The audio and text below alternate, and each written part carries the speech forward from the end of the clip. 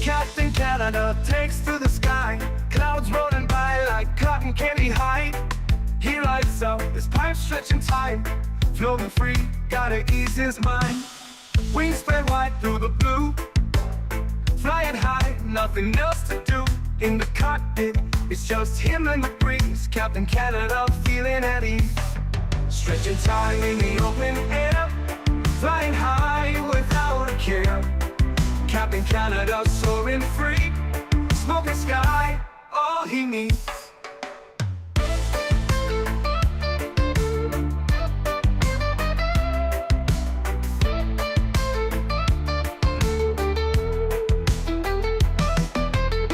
Turbulence can't shake his vibe, every puff makes him feel alive.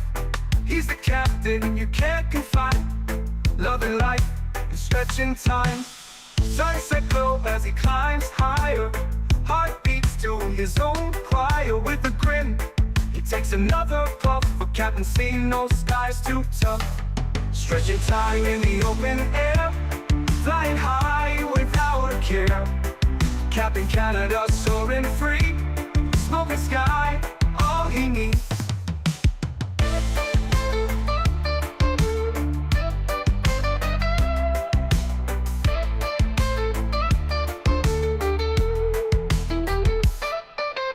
Stretching time in the open air, flying high without a care. Captain Canada soaring free, smoking sky, all he needs. Stretching time in the open air, flying high without a care. Captain Canada soaring free, smoking sky, all he needs.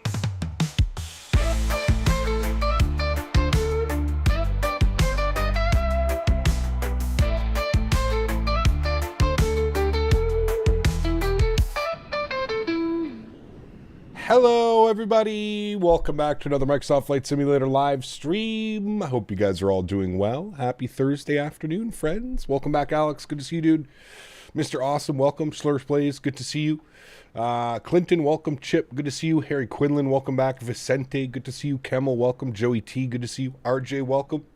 Jesse, good to see you. Jeff S, welcome back. Jack, good to see you. P. Thibs, welcome. Vaughn, welcome back. Harry Quinlan, good to see you. Skyworkers in the house, welcome back, my friend. Squiddy, good to see you. Oliver, welcome back. Anthony, good to see you. Captain UK, welcome. Tender to Boba, good to see you. Scott Kelly, welcome. Chris Clark, good to see you, my friend. Flyboy's in the house, good to see you, Flyboy, welcome back. Greg Feaster, good to see you. Gary P, welcome. B the Gamer, welcome back. Paul B, good to see you. Mitchell, welcome back. Lilo Pilot, good to see you, my friend. XLT, welcome back. Calvin, good to see you. Greg Elwell's in the house, welcome back. Wayward, good to see you, my friend. Hooray, hooray. Captain Goose, good to see you, man. Ben Rich, good to see you. J Edge, welcome back. Says, work just lost power an hour ago, no ETA. What better way to spend the time? Oh, baby. A paid day off, shall we? Sphere, welcome back. Hope you're doing well. Good to see you. Davis, good to see you, my son. Flying with you, Cap. Call sign Frontier 126. Nice. Sergeant Noss, welcome back. Hope you are well as well. Diamond, good to see you, my friend. Welcome back. Albert the Farmer, welcome back to business class. Huge no floaties to you, my friend. Thank you very much for your subscription to the channel. Appreciate you, man. Welcome back. Hope you enjoy your stay here. Custom emojis and all the fun stuff that come with it. Welcome back. Joey T, good to see you, man. Welcome back as well. Happy Thursday afternoon. The Aerosoft CRJ version 2 is finally here, friends. It is here. We all get to enjoy it. Hopefully we're all enjoying it.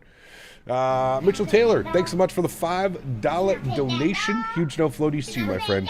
Thank you very much for the support, dude. Mitchell Taylor donated $5 Canadian. Hooray. Hooray. OMG, I watched The Burnt Peanut for the first time the other day. So good. It is, yes. The update we never thought we'd get. Yes, exactly. Thank you very much, Mitchell, for the $5 donation as well. Huge no floaties to you, man. Thank you very, very much for the support. Truly do appreciate you, man. Thank you, thank you, thank you. Is it on the marketplace yet? I'm not sure. Probably not. Probably take a couple weeks for it to get up on the marketplace, so I don't think that it's on the marketplace yet. No. Still can't believe Aerosoft updated it. You're telling me, man. You are telling me. I mean, we all thought that this update would come, but I don't think we realize just how long it was going to take for the update. So, Joey T, thanks so much, man, as well. Back up into first class. Huge no floaties to you, my friend. Thank you very much for support. Appreciate you, man. Thank you, thank you, thank you. Will you fly to Hamburg with the CRJ? Yeah, I want to do some Lufthansa line. Some Lufthansa ops this weekend, most likely. We'll be doing some ops out of Frankfurt, Hamburg. We'll definitely be doing that for sure. Yeah. Garen is back. Wow, I missed you, man. Says, how to fix the Aerosoft CRJ is broken. Can't calibrate my throttles. That sounds like a user error, Garen.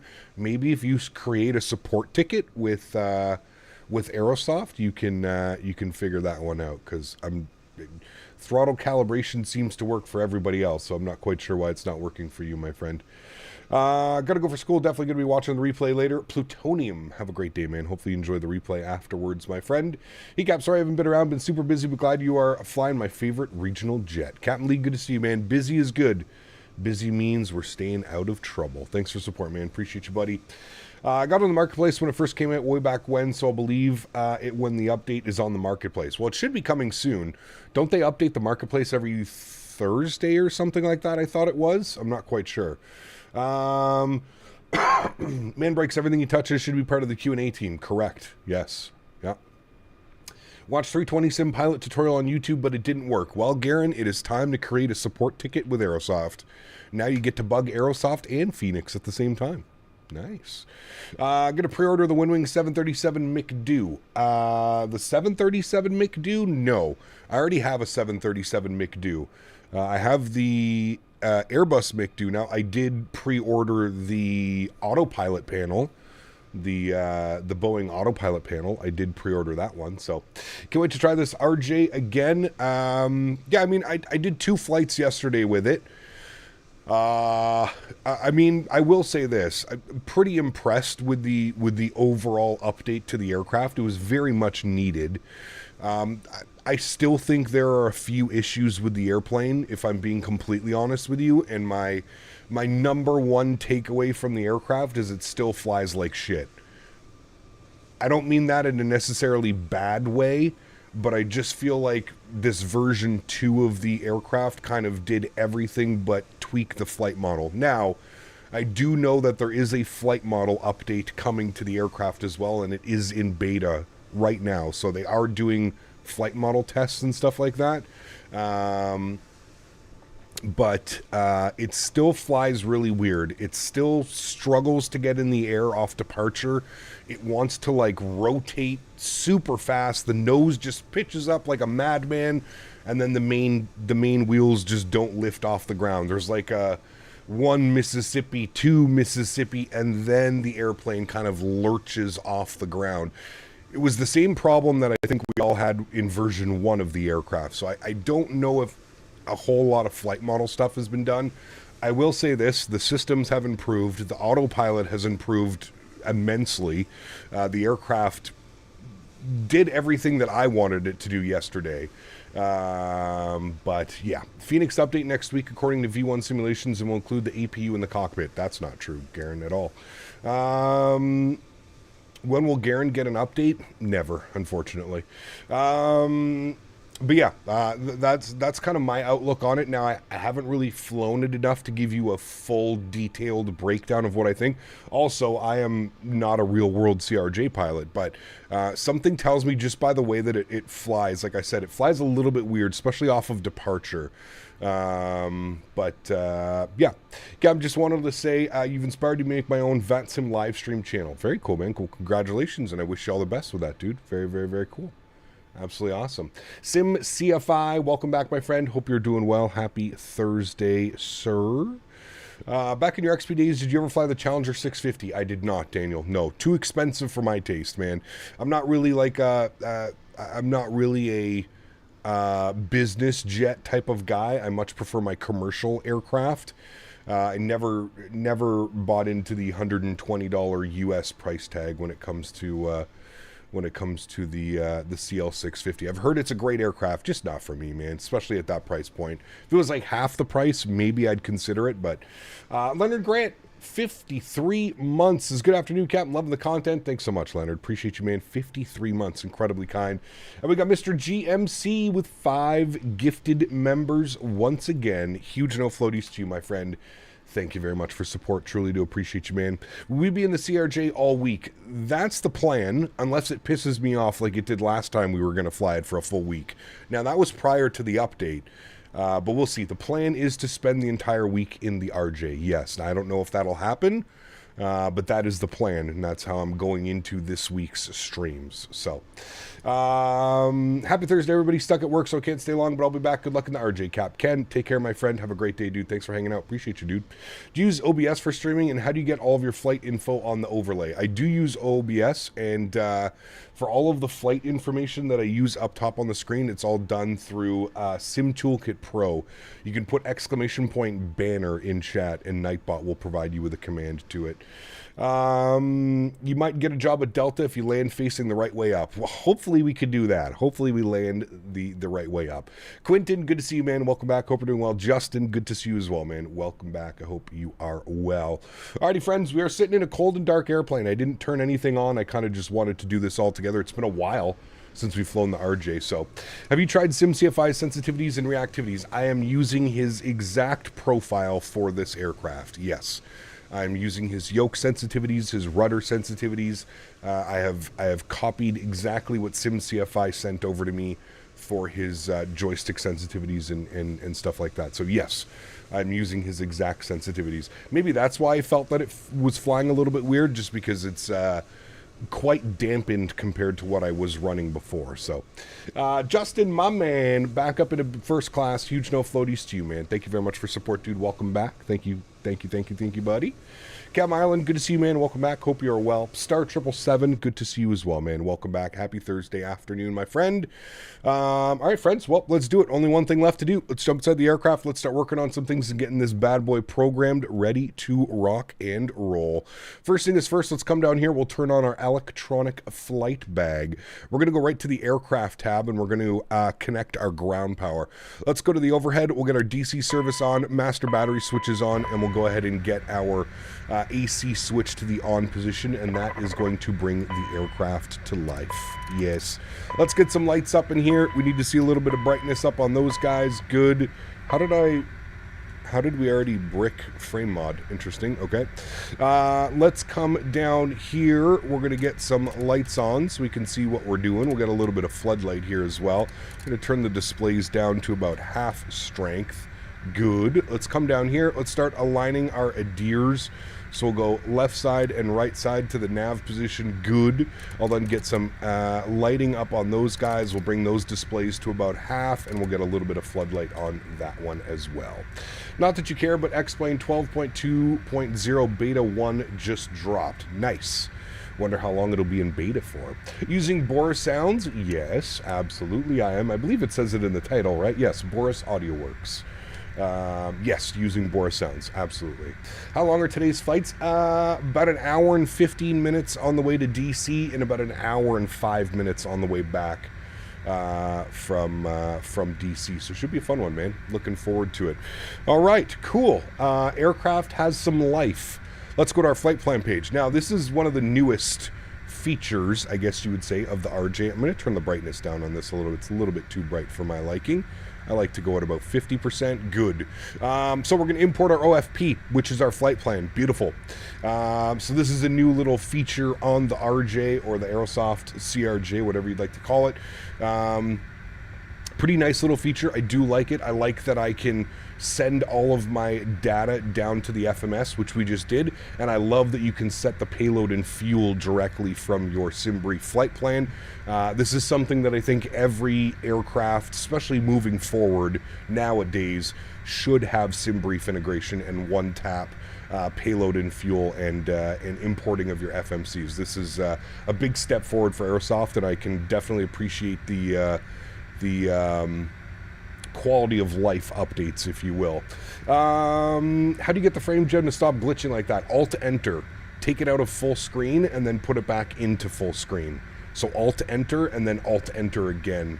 Alt-Enter to take it out, Alt-Enter to bring it back in. It's just something when you're running a full a full screen program, it can sometimes kind of mess it up a little bit. Good. Let's go to our performance page, and we're just going to confirm these numbers. So what we're going to do is we're going to set payload in simulator. Good. We'll do that right now.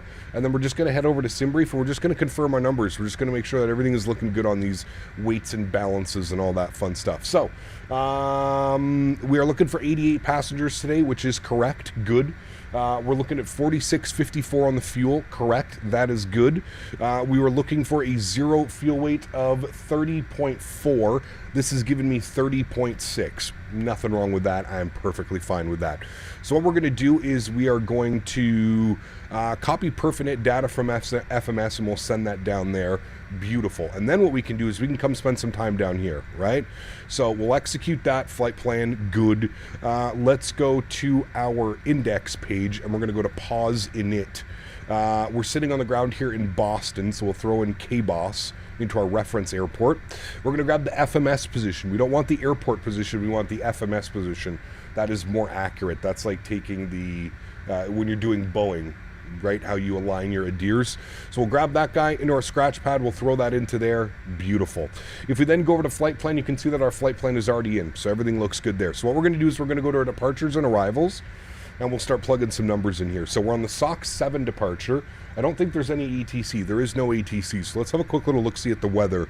Weather is showing winds 190 at 8 into Boston, which leads me to believe that we should be departing on the 2-2s. So we're going to plan 2-2 right for departure. Maximilian, thanks so much, man, for the $1 donation. Appreciate you, Max. Unbelievably kind. Says, hey, Cap, been a while. I was busy as I started my Ryanair integrated flight training. I have my first check ride this Saturday. Enjoy the stream. Enjoy the new aircraft. Keep up the good work. Cheers. Maximilian, congratulations, my friend. That is great news. Very happy for you, sir. You've been here a very long time, Maximilian, so appreciate you with the continued support, man, and all the best in your Ryanair training. At least you're flying Ryanair. Smash away, my friend. Smash away. Thank you for your support, buddy. Appreciate you, man. Thank you, thank you, thank you. All right, we're going to plan for the SOX 7 departure today out of runway 22 right. So we'll find the SOX 7, good. We'll look for 22 right. There it is there. Beautiful. And we'll go ahead and execute that. Wonderful. Arrivals today into DC. Let's have a look, see and see what the weather is doing down in DC. Weather today is showing 180 at 11. 9-mile visibility, few at 1,300, overcast at 2,400. You know what that means, friends. We get to do the RNAV runway 19er. Oh, yes. We're going to be on the Deal 3 arrival with the Laughlin transition. And we're going to look at our RNAVs. I forget what I had selected here. It was the RNAV Zulu runway 19 via Darek. So that's what we're going to plan. So the RNAV Zulu runway 19 and vectors, sure, no problem, and we'll execute that. Beautiful. Let's go to our legs. Let's scroll through here. Let's make sure we don't have any crazy discontinuities. We found one. We'll fill that in and execute that, and we'll keep it going. And that's going to be vectors direct Darek after Megs, which is correct in for the RNAV Zulu runway 19 river visual RNAV Zulu. It's kind of like how they did the expressway visual is now the RNAV X-ray into LaGuardia, kind of the same thing. Everything's moving over to RNAV approaches, which is pretty good. All right, beautiful. That is all set up. That looks good to me. We can go to our perf page now, and we can start throwing in some numbers. So flex temp today, we're going to go with 55 on departure. So flex of 55 has been selected and inserted. Good. If we go to our perf init, it should have our zero fuel weight, which it does, 36. Good. We're going up to flight level 340. So we'll throw that into there. We'll execute that. Beautiful. Everything looks good there with me. If we go to this page, we can throw in our ISA deviation. I need to watch more of SimCFI to figure out exactly what numbers need to be plugged into here. I had it at one point, but I can never figure out what it's supposed to say. So, is RNAV supported in this plane? I mean, from my understanding, it is, yes. I believe that it is supported, yes. Climb, cruise, and descent. We're not going to worry about the winds. That's fine. And then everything else is here. Reserve, we'll probably top that up at 1,000. And taxi fuel, we'll probably put it up to 500 kg. But everything's basically set up there. We're looking good on that guy. Beautiful. Let's go to GSX. My apologies. We probably should have started this already. Let's go ahead and request our boarding. Sorry, a little bit delayed. We'll pretend we had to get the aircraft set up, chat. All right, overhead panel. Everything looks good up here so far. We got our recirc fans on. We'll get the air conditioning on as well. We'll get the window heat over to low. We'll get all of our hydraulics to the on and auto position. That is good. We'll get our nav lights on and our logo lights on, and then what we'll do is we'll go ahead and spool up the APU, or we'll get the APU at least ready to go. So we'll hit the APU door open. There's our message there. APU door has been opened. Beautiful.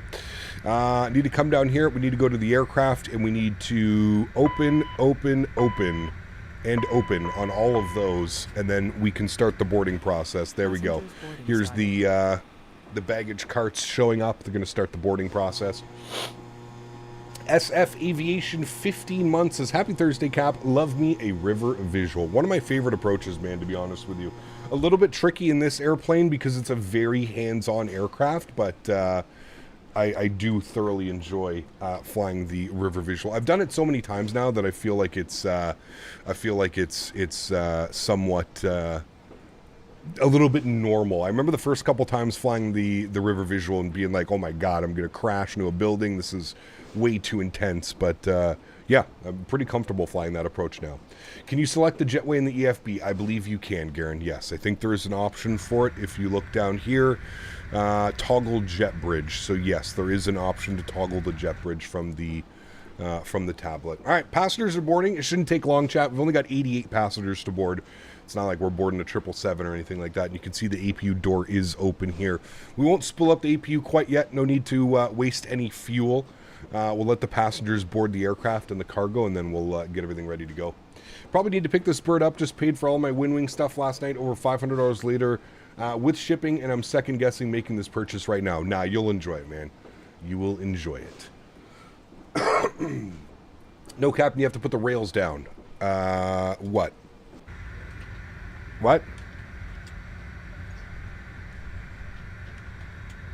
Oh, the guardrails up for... Well, what? I don't know. They're boarding, so I'm not going to touch anything.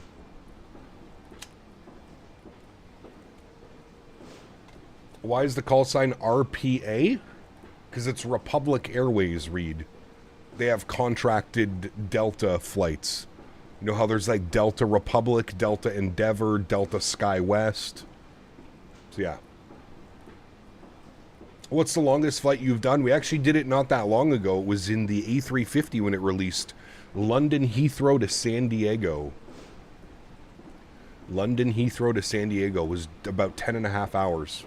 He Cap, just joined the strain. How's V2 looking? I mean, looking great. Yeah, absolutely. Absolutely. Republic flies the E-Jet, not the CRJ, though. Yeah, we're just pretending. Pretending. This flight is actually done on an E-170. You are correct with that. Absolutely. We're just pretending. Love me some London Heathrow. We actually flew into London Heathrow the other day as well. Yeah, it was good. Afternoon, Cab Chat. Splits. What's up, man? Good to see you, dude. Welcome back. Hope you are well. Doing a 380. Speedbird to Boston this weekend. Nice. Enjoy that one. Wait, you pretend in Flight Simulator? Maybe. The land of make-believe. Well, until we have a good Embraer, this is really the only option we have. Flew the SDF to DTW route a lot on Delta connections. It's a mixture of E-Jets and RJs, but it's probably PSA handling those routes more than RPA. Yes, correct. When you turn on the APU, can you go by the door 1? Garen, your messages keep getting deleted because it's the same thing every stream.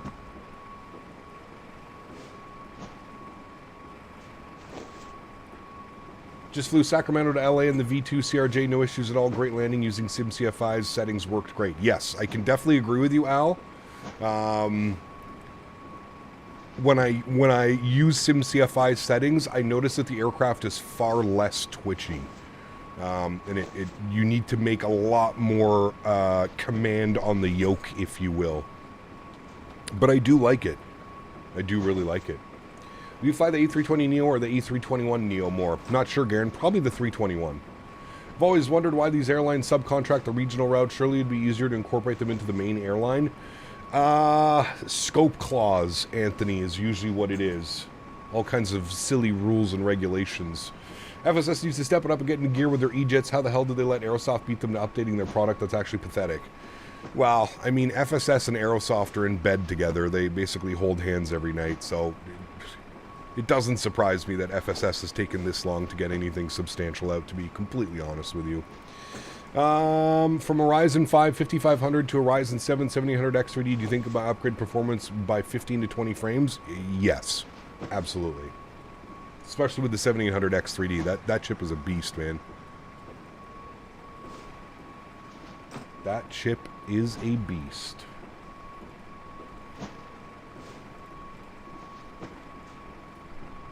FSS will have VNAV by this summer. Yeah, they also said that last year, Garen. They also said that we would have VNAV by summer of last year, which is now, 8 months ago. How's the new cabin looking? I don't know. I, honest to God, have not, you know me, the least of my worries. I have not even, oh, hello. I have not even been inside the cabin of the new RJ. This is, it looks like an RJ. I can tell you that. I've been on plenty of RJs. It looks exactly like an RJ. There you go. I'm sure Captain Will enjoy this while he's in VR. He can virtually pretend to be a passenger and sit down and look at the Aerosoft flight screens. Yes, very nice. Very nice. How's the attention to detail when you're actually sitting at the seat? Oh, look at that. They've even got the lights, the call button. There you go. Looks like an RJ, friends. I've been on many, many RJs before. It looks like an RJ. This is the year of the VNAV, said FSS owner for the 3rd year in a row. Yeah. Don't tell Garen, though. Garen's very optimistic sometimes. Garen still thinks that BSS is going to solve all of X-Plane's problems with his master ortho and cloud texture mod that's coming. Oh, yes. Oh, yes, yes, yes. All right, 3003 on the altimeters has all been set around as well. It's an RJ. Got that right. Opinions on night flights. I don't mind them. Yeah. Your Aviation Central changed your YouTube name. Got you. Okay, I'll do my best to remember. A lot of you have been changing your YouTube names lately. You make it difficult on my old brain. FSS showed a video of VNAV. Yep, correct. Queen of the Skies, Nadya, dropping the $3 donation. Huge no floaties to Nadya. Thank you very much for the continued support. Good to see you. Hope you're having a great morning so far. Morning, evening. By the way, if you turn on advisory VNAV and just vertical speed down using what it shows, the descent goes great. Just remember to manage the throttles on the way down. Yes, correct. I am quite well versed flying the RJ. I'm actually pretty comfortable flying this aircraft. We got a lot of time in the RJ when it first released for 2020. It was like one of the only payware aircraft for, God, probably like 6 to 9 months, I feel like. Identified. Thanks so much for 1 year. Huge no floaties to you, man. Thank you very much for support. Appreciate you, man. Thank you, thank you, thank you. And we got Cal celebrating 2 months as top of the morning captain. Hopefully clear, calm skies today. Not quite. It's pretty nasty. It's pretty nasty. The CRJ doesn't have VNAV and FSS doesn't have VNAV either, so what's the difference? This airplane has VNAV, Garen. It has a coupled VNAV. And it works quite well in this new update. Do you think Garen is a real person? I do. Half the time I think he's trolling, but the other half of the time I don't know.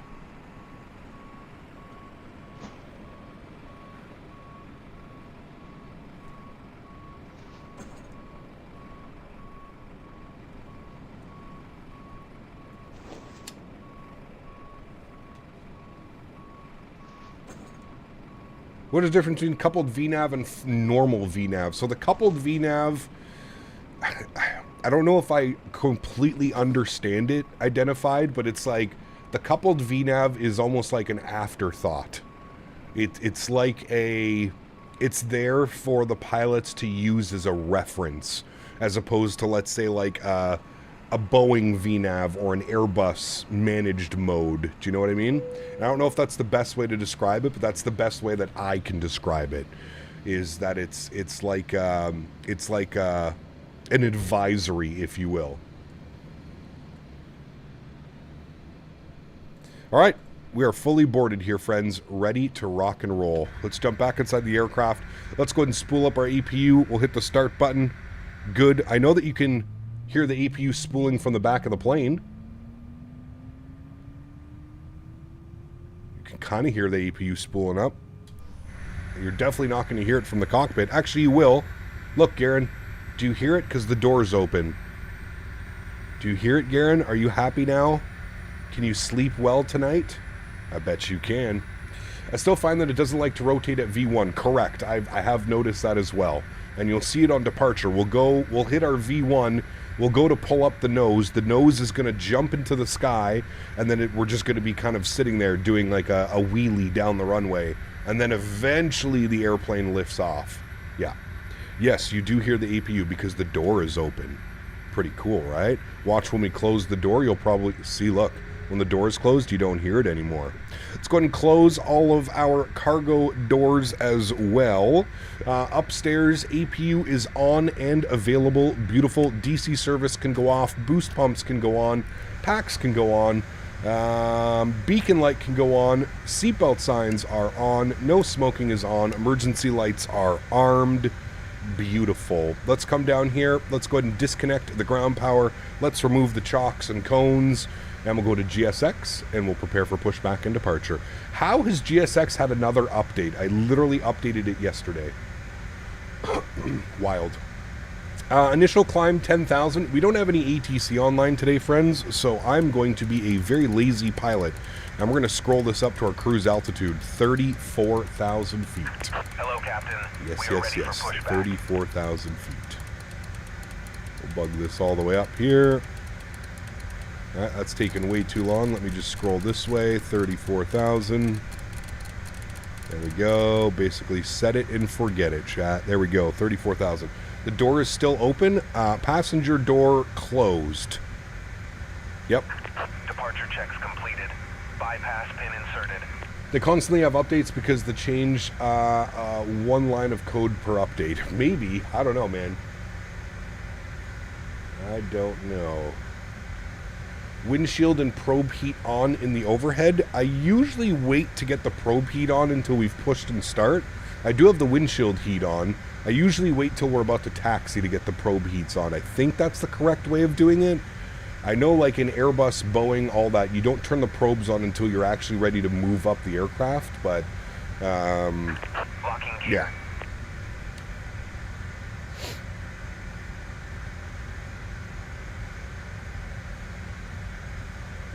Harry.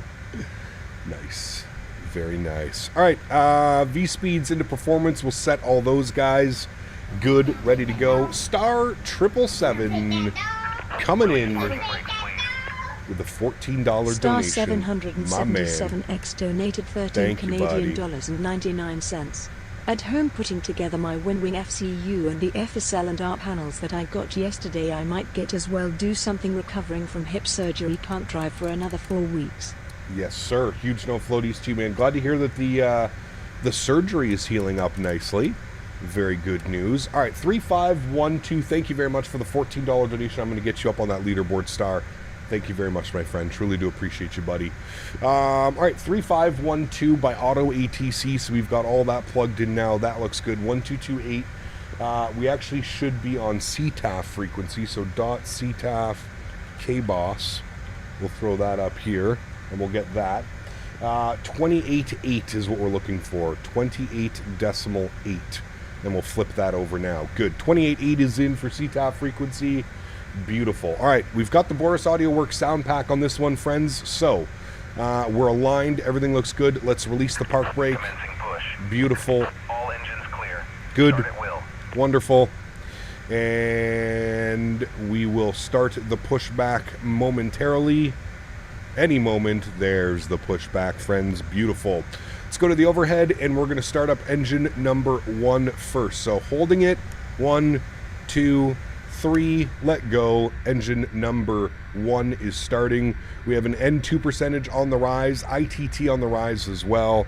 I'll give you guys some sounds of these engines spooling up. And we are looking for 20% N2 before we introduce fuel. Here comes 20%. There we go. We'll introduce fuel, advance the throttles, and I'll bring you guys back here for the engine startup so you can hear the beautiful sounds.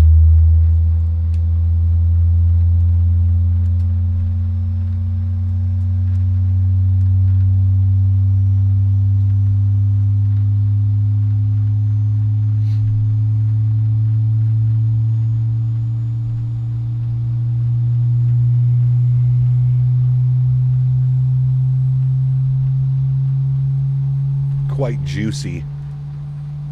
Quite juicy. Look at the door behind you. It's still open. Which door?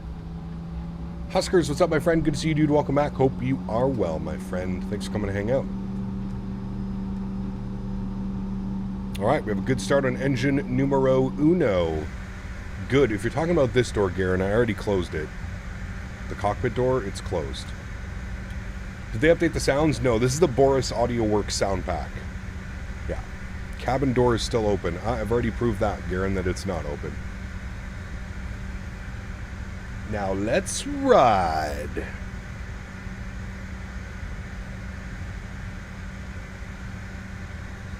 Boston traffic, Delta 2357, taxi via Echo. Please set parking brakes. Alrighty, park brake is set. Good. Overhead. Engine number 2. 1, 2, 3. Let go. Start. Good. N2 percentage on the rise. She is spooling up. Looking good, friends.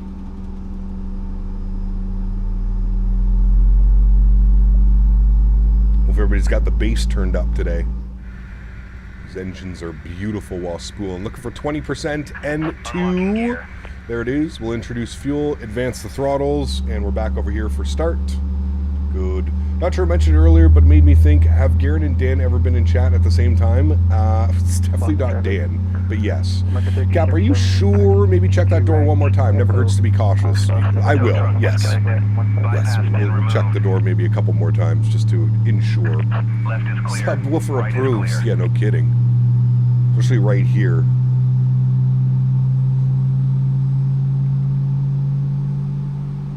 Real good. Real good. Only Hotas. Welcome back. Alright, there's our tug.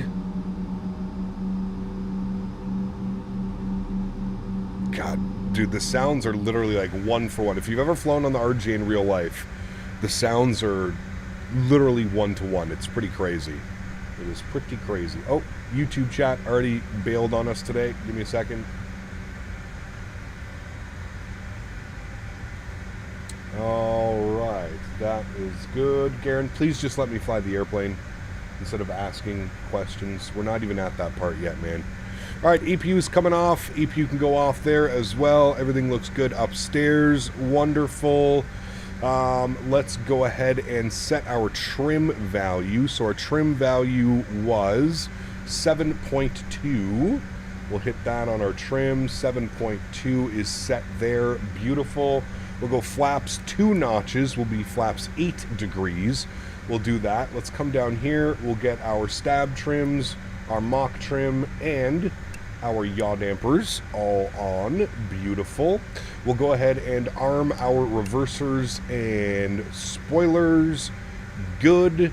And if we look down here, it says armed, spoiler stab in test, parking brake on, no smoking, and seatbelts. Beautiful. APU door is closed. And there we have it. Everything is set and ready to go there. We'll do a quick flight control check. Full down, full up, full right. Good. Everything is set there. And pedals are looking good as well. Nose wheel steering back to the arm position. And we will release the park brake and we'll start our taxi, friends. Beautiful. Looking good. Looking good. Alrighty. And leaving the ramp area, we'll go and get our taxi lights on. Beautiful.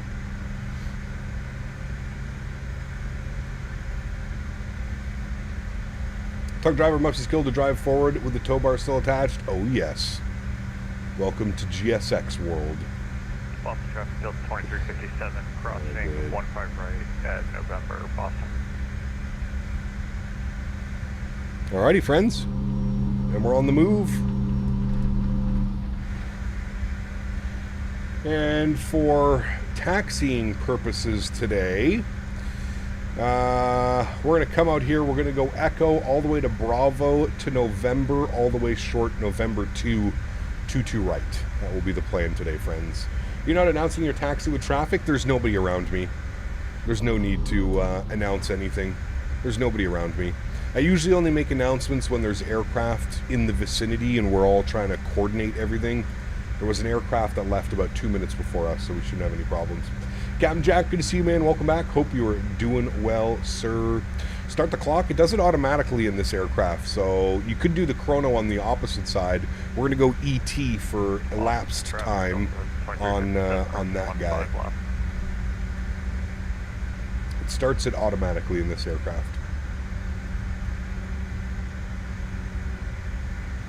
Boston traffic field 2357, that's clear to 5 left, 15 right. Watch out there, I got a message earlier day by another pilot with a snarky comment that I didn't announce anything even though they were at the gate. Yeah, well, you can tell him where to go. I'm not too concerned about the snarky pilots. Trust me. That is the least of my concern. They can call a supervisor if they're not happy. Alright, runway heading, we'll bug it up, is going to be 220. So we'll get that bugged up. 220. Good on the heading cell. Beautiful. Do you use CTAF? I do, yes. We are on CTAF frequency.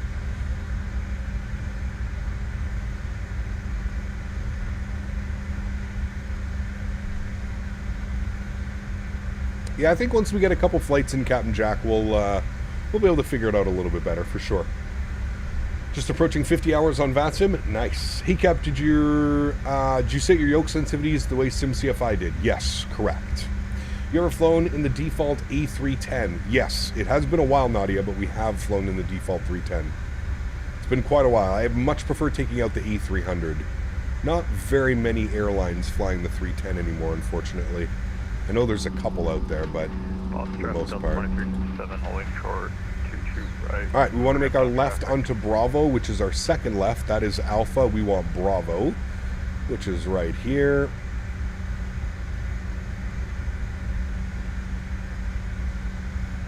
Apparently there is a flight model update coming to this aircraft.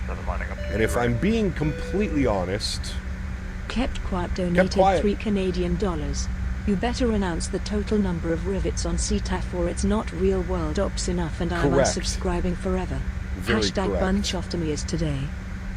Kept quiet. Huge no floaties to you, man. Thank you very much for support. I really do appreciate you, man. Thank you, thank you, thank you. Testing the flight model right now in its very early state. Yeah, listen, if I'm being completely honest with you, and I mean, we've kind of had this discussion before. In my opinion, V2 should have included the updated flight model. I mean, that's just my opinion. Don't have to agree with me if you don't want, but I think version 2 of an aircraft should have been a little bit more of a complete... I feel like the flight model update should have been included in V2. I understand that it's coming and it's in the beta stage, but I feel like in order to make this a full, complete product, the flight model definitely needed to be changed, because if I'm being completely honest with you, it still does a lot of the stupid things that it did in version 1. And by that I mean, like, the aircraft just doesn't lift off the ground. You'll see exactly what I mean on departure. We go to rotate, V1 will be called, we go to rotate, the nose is going to shoot up like a madman, and then we're just going to sit there on a nose-up attitude, basically doing a cartwheel down the runway. And then eventually the aircraft will lift off by itself. It was the same problem that they had in version 1 of this aircraft, and that to me was like one of the things that I was kind of disappointed about. They have done a lot of good, I will say that. In the 2 practice flights that I did last night, I did notice that the systems and the autopilot, everything definitely behaves much better and much more like it should. But yeah. Sorry if you already mentioned it, but how did you get the wing walkers on pushback? That is through GSX. GSX. Take care, Hotas.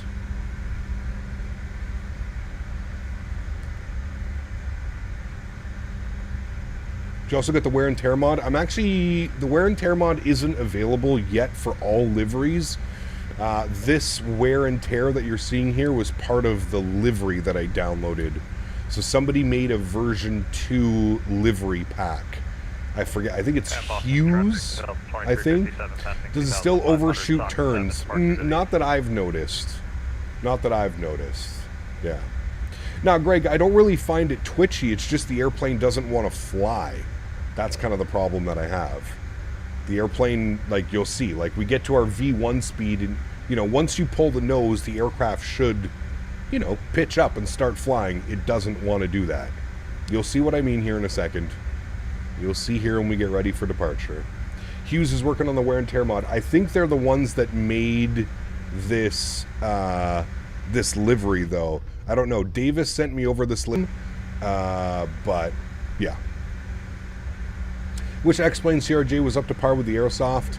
Yeah, the X-Plane CRJ is very lackluster, to be honest with you. Very lackluster. Everybody's saying F. I think it's just YouTube. Just refresh your stuff, guys. I'm not having any problems on my end. No problems on my end. Everything is in the green over here. I think it's just YouTube being YouTube.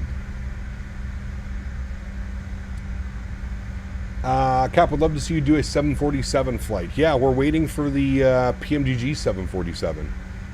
Yeah, PMDG. XPCRJ is my next project. Good luck with that one. Good luck with that one, sir. Why is Davis not sending me any dirty stuff? I'm jealous. Yeah, you gotta ask him. Ooh, American 7-3 departing. There we go. Looks like the wing flex was fixed a little bit as well. I feel like it's a little bit more natural now.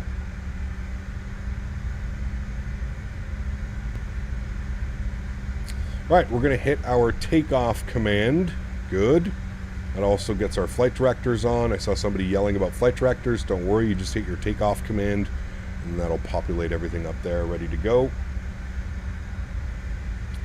Beautiful.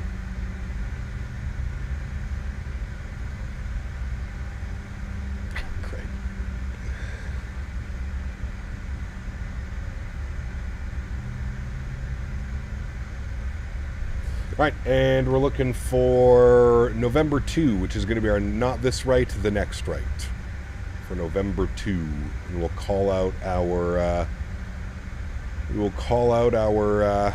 intentions here. Make our first call. I don't think there's anybody behind us. Nope, just us. Just us hanging out, friends.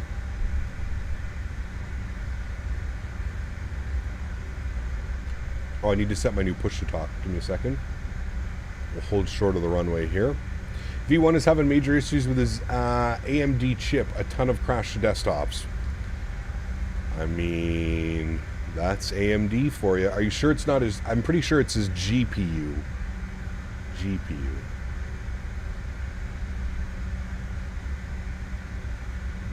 Alrighty. Let's hold short here for a second. And I need to set my push to talk. Is there a CRJ 1000? Yes. So if you buy the package, it comes with the CRJ 550, 700, 900, and 1000. Yes. Yes, yes. Boston traffic, Brickyard, 4439, departing runway 22 right, Boston.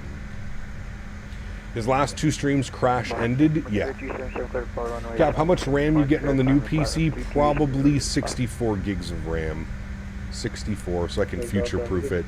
Strobe lights, landing lights, wing lights, all that fun stuff is on. Good. Cabin is secured. Takeoff config is okay, as you see right here. So you know what that means, friends. Sounds are up. Let's get blasted. Yoke cam comes on.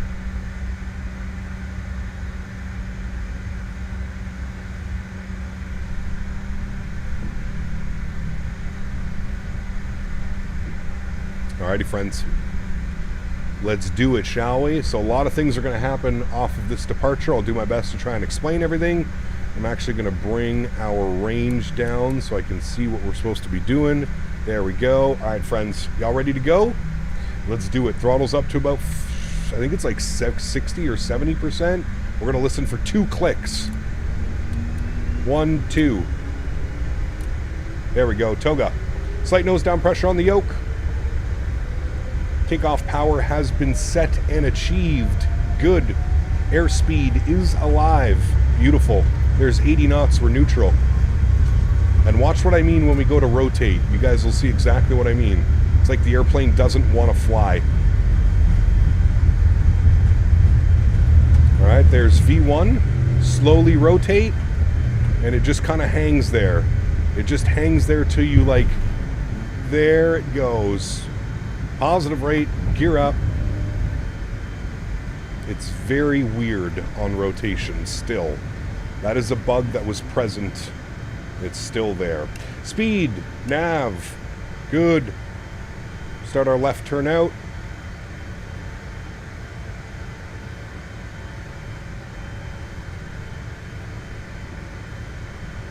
Keep applying some back pressure and some trim. Henry's getting into stuff. I can hear him.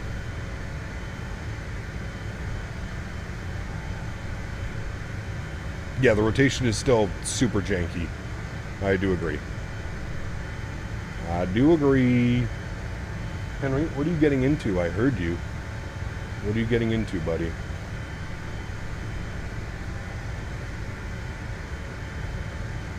All right, 2,500 feet. Let's go climb power. Good. And we'll bring our speed up. We'll go 240 on the climb. All right, there's 240. Good. And we'll go flaps clean. And we'll continue on our track. I don't know. We should be direct our heading right now. I'm not entirely sure. We should be. Looks like it wants us to go this way now. No, okay, now it wants us to follow that. Okay, good.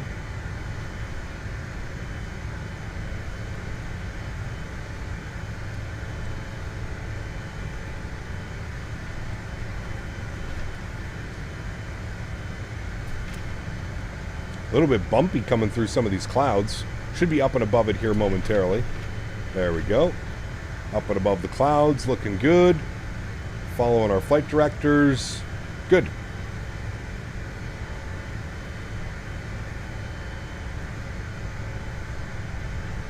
All right, beautiful. Up and out of the soup in Boston. And we're climbing away, friends. Climbing away.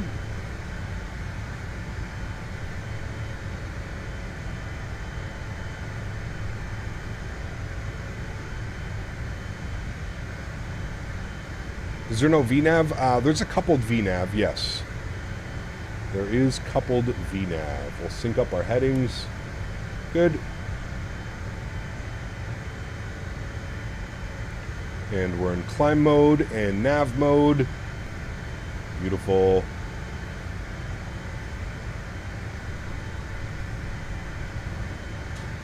Some slight adjustments.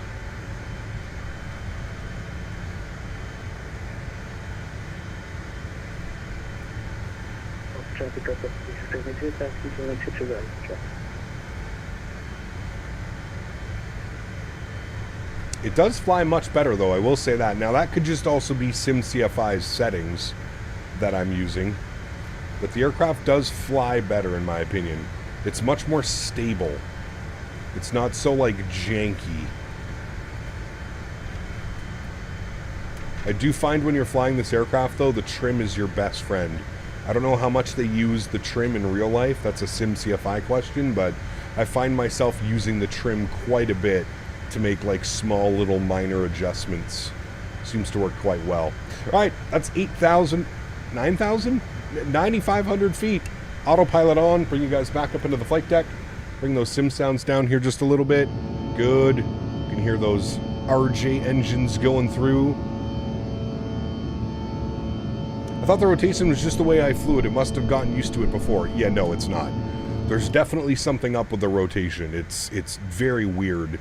It's like you get to your V-speed, the airplane goes to rotate, and like I said, the nose kind of just shoots right up, and then there's just like this, doesn't do anything, it doesn't go. Are V1 liveries still compatible? They are, yes, I believe, BQ. I believe, yes. I believe. Alright, we're above 10,000 feet. Let's bug up 280 on the climb. There's 280, good. We'll go upstairs, we'll get all of those lights off. We don't need those, we don't need those, we don't need that. Good. Everything else is set, and we're looking good. We can disarm the reversers, good. And then we've got seatbelt and no smoking. We're going to keep the seatbelt sign on. It's a little bit bumpy up here still a little bit, so yeah. How do you know what time your top of descent is? It'll tell you in the aircraft, and you should see a little marker. V1 liveries do not work. Interesting. Mine definitely work. I don't know if they work well, but we would fly to Aspen in this bad boy in the 700. That could be fun. I think they actually do fly the 700 into there, don't they? I don't get all the hype behind this aircraft because we don't have any good regional jets. That's why. You tell your passengers to smoke. What a lame pilot. I said no smoking is on. No smoking. How to get the progress info on the MFD? John, down here, go to the MFD menu and then turn it on down here. Window, you can go off on VNav comp.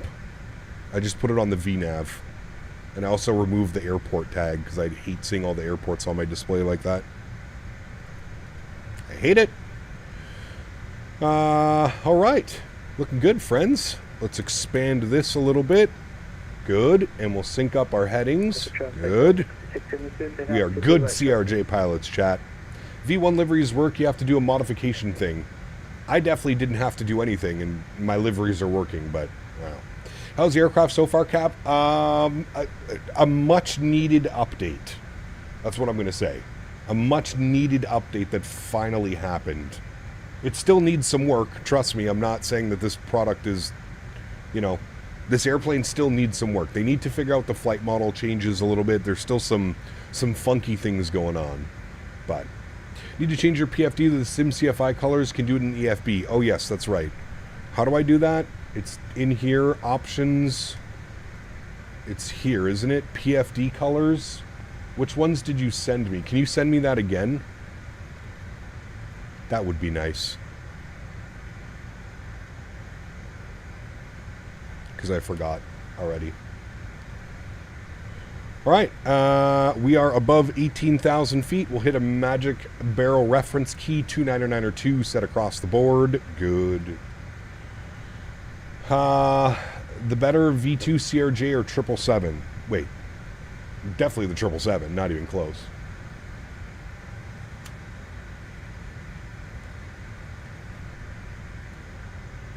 Is it fly-by-wire level? What, the aircraft? I don't know.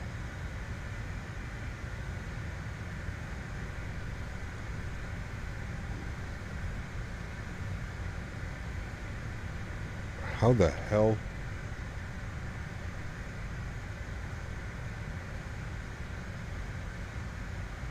What, do I just change?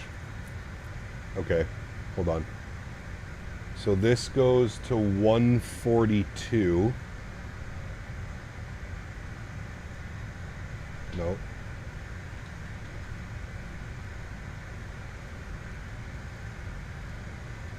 All right, 142. This goes to 3. This goes to 18. All right. This goes to 77. This one goes to 48. And this one goes to 21. Okay. All right. Ooh, that does look better. I feel like it's more legible now, too.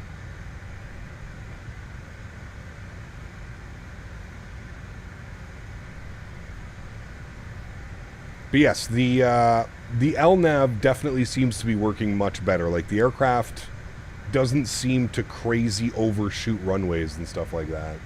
Did you see Phoenix is making an A320neo? Hopefully they bring us an A321neo. Yes, they're doing the 320 and the 321neo. They are doing both. So great news on that. Great news on that. Chat, bear with me for 2 seconds. I will be right back.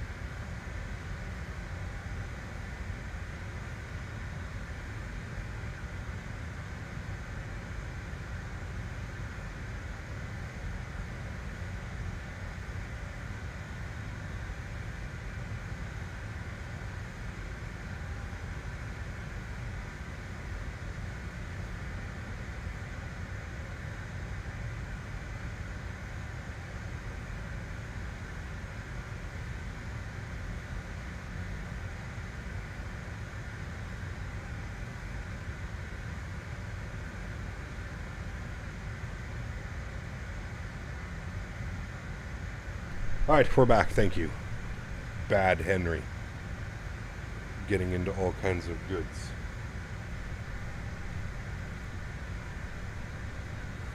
We gave him his bone.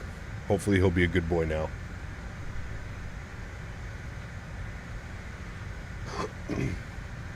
Hopefully he will be a good boy. Is the Microsoft Embraer collaboration going to bring us a new set of E-Jets at some point? I think so, but honestly I'm not holding my breath for any default Microsoft airplane. No breaths will be held.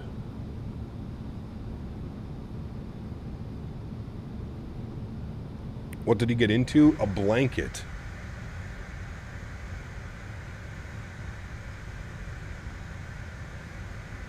Cap, if you're not on a stream, would you still have been flying the sim daily? I don't know about daily, to be honest with you. Weekly for sure. I'd probably fly all weekend and stuff, but...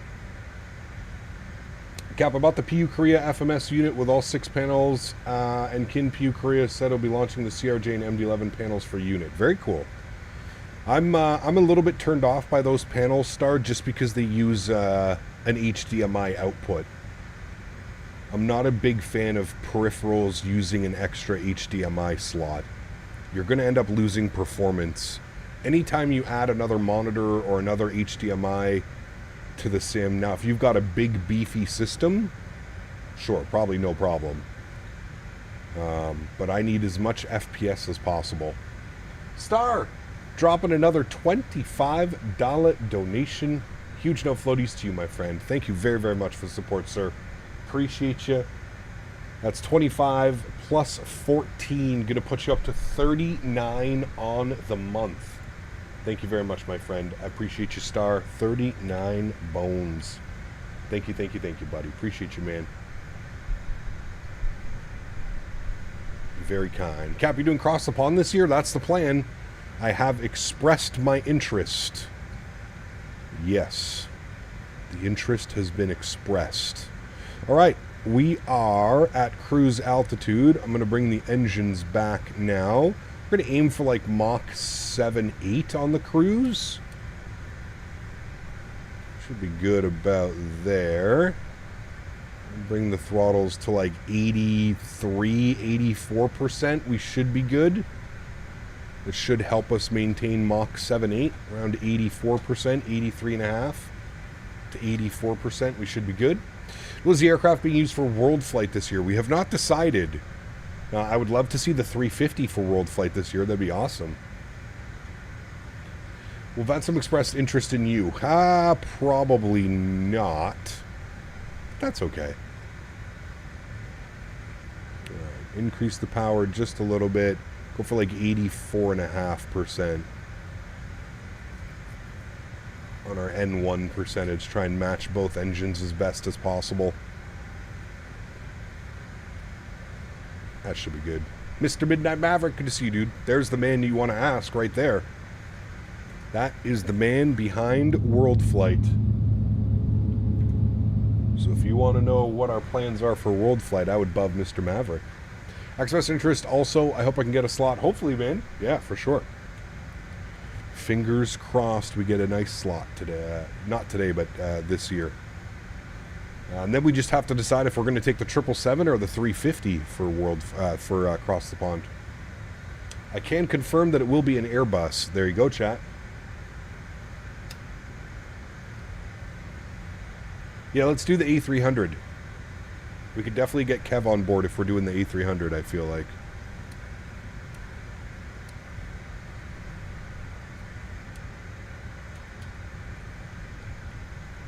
The CRJ. Could you imagine, dude? Oh, man.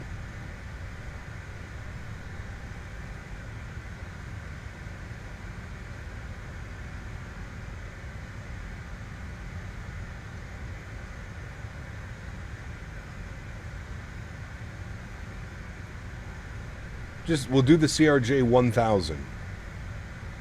That could work. CRJ 200 true to life cockpit. Man. Cross the pond is too scary for me. Oceanic VATSIM confuses me way too much. It's super easy during Cross the Pond, Simon. You basically just log on a website and you just do your like cell cal checks and stuff. Yeah. Cap, using SimCFI's yoke and rudder settings? I am indeed, my friend. I am indeed.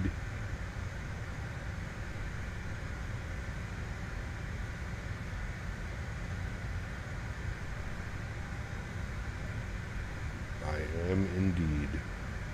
Alright, there's Mach 7.8. Just going to bring the power back oh so slightly. Right about there. Should help us maintain that. With 84%. Can you imagine Mopar dude trying to get out of the CRJ cockpit after watching him in World Flight last year? I mean, we might as well have been in a CRJ cockpit last year. Holy. So was the CRJ actually good, or did we polish a turd? I mean, it's good. It still needs some updates, Mav. It's good, but the flight model definitely needs some tweaking. I don't think that this update did anything to the flight model, which is a little bit disappointing, to say the least. A little bit disappointing. But there is a version, there is an updated flight model coming.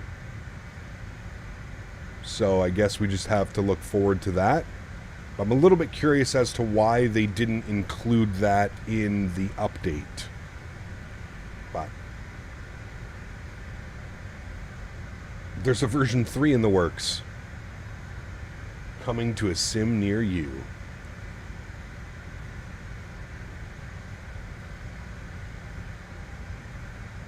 After all this time. Yeah, I'm just a little bit confused as to why they wouldn't work on the flight model and push it out as well. I don't know. I do not know. Put the seatbelt signs to auto. Now at cruise altitude.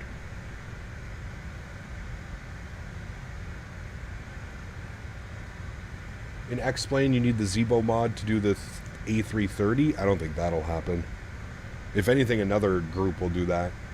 Pretty darn sure SimCFI said not to put it into the release because it needed work still. Maybe. Could have been Evan. Could have been.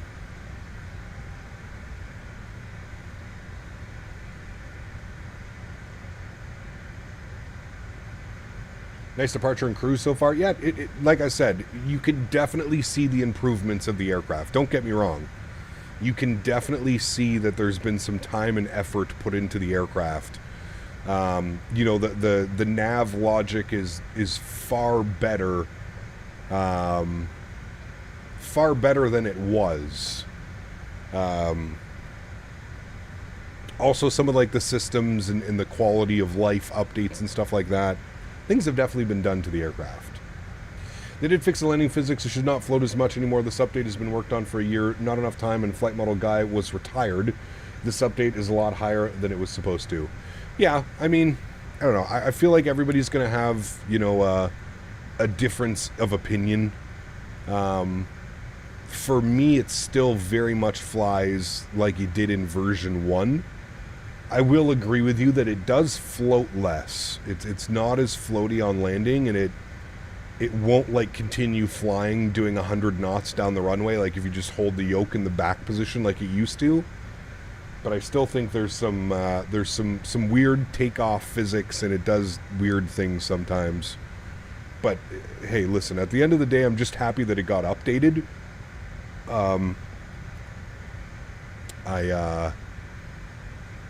But I do think there's some more work that needs to be done with it.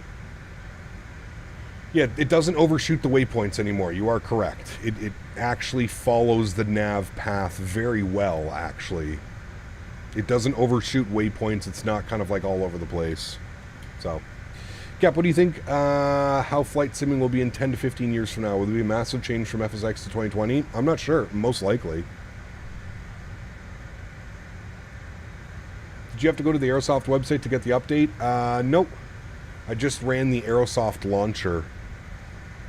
The Aerosoft launcher, it prompted that there was an update, and I updated it through there.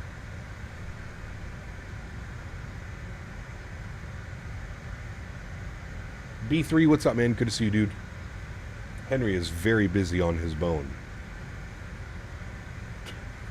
And he stopped when we said his name.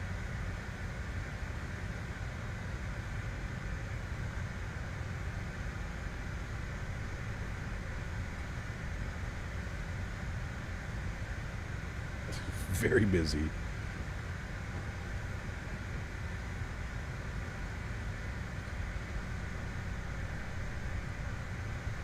He looks so serious. He is. He's very seriously into that bone. All right, let's get some tunes bumping here, friends, for the next little bit. We did have DC Center on, but it looks like DC Center is not online anymore, unfortunately. So it looks like we'll be on our own to shoot this approach, chat. Shouldn't be too many problems, though. As long as the weather stays the same in DC. 170 at 12, 10 miles. Yeah, we should be fine. We should be fine. Long Island. Very cloudy here today. Where can I find SimCFI settings? If you join his Discord, you can see them.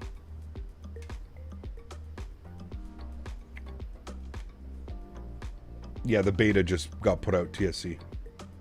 Gap off topic. Have you thought about playing Schedule 1? I have not, no. It's a dog's life. It's a great gig if you can get it. Absolutely. Absolutely, my friend.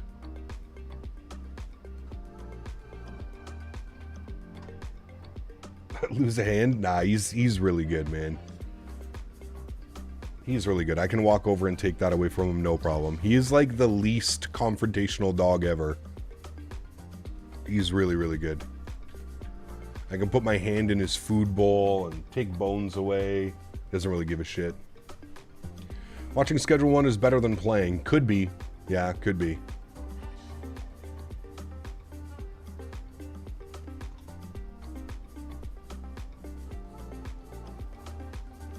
Alright, child, let's get some stretching going.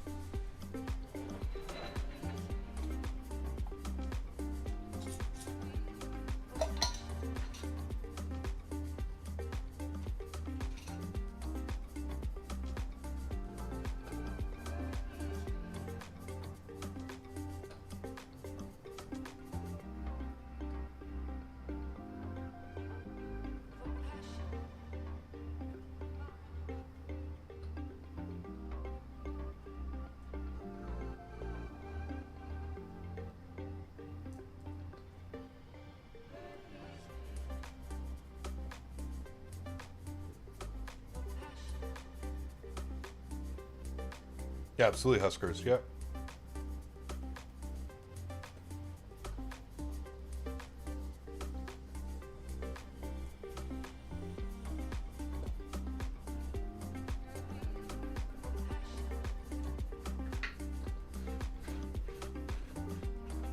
No, Henry's a very good boy. This airplane truly tests your skills. It's very hard to land with the sensitivities. I feel it's very important, Shaq, to have it trimmed out properly. If the airplane is trimmed out properly, it flies really, really nice. The big thing is maintaining your trim.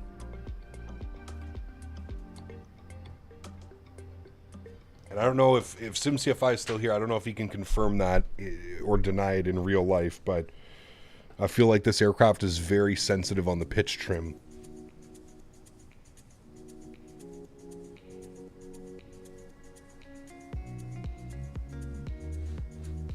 But once you get it trimmed out, it's nice.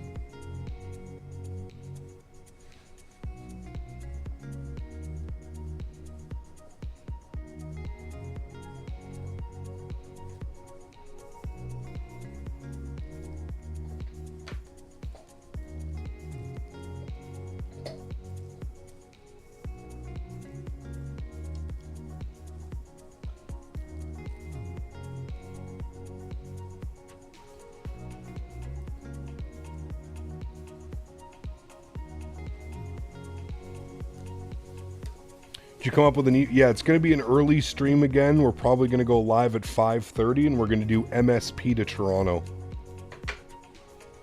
Minneapolis, Toronto in Air Canada Jazz colors. Because we got a big hockey game tonight, friends. Most of the planes wood trimmed. Yeah, I guess. I just feel like it's more prominent in this RJ. Runway 23 landing? I don't know. I've been on the CRJ 200s and 900s, but I avoid them at all costs. I'd rather take a 319 or a 717. Yeah, the RJs are not the most comfortable aircraft to fly in, that's for sure.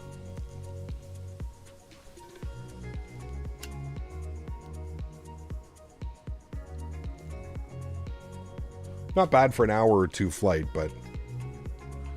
Purchased X-Plane 12 earlier, regretting my decisions by the second. It only gets worse. Alternate back to LaGuardia. For when, sorry?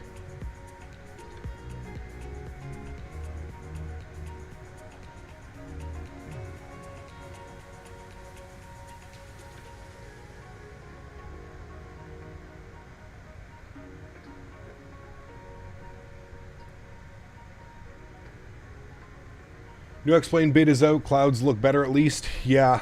At what performance cost, though? That's what I would be concerned about with X-Plane. Anytime they adjust clouds and volumetric stuff, its performance goes out the window.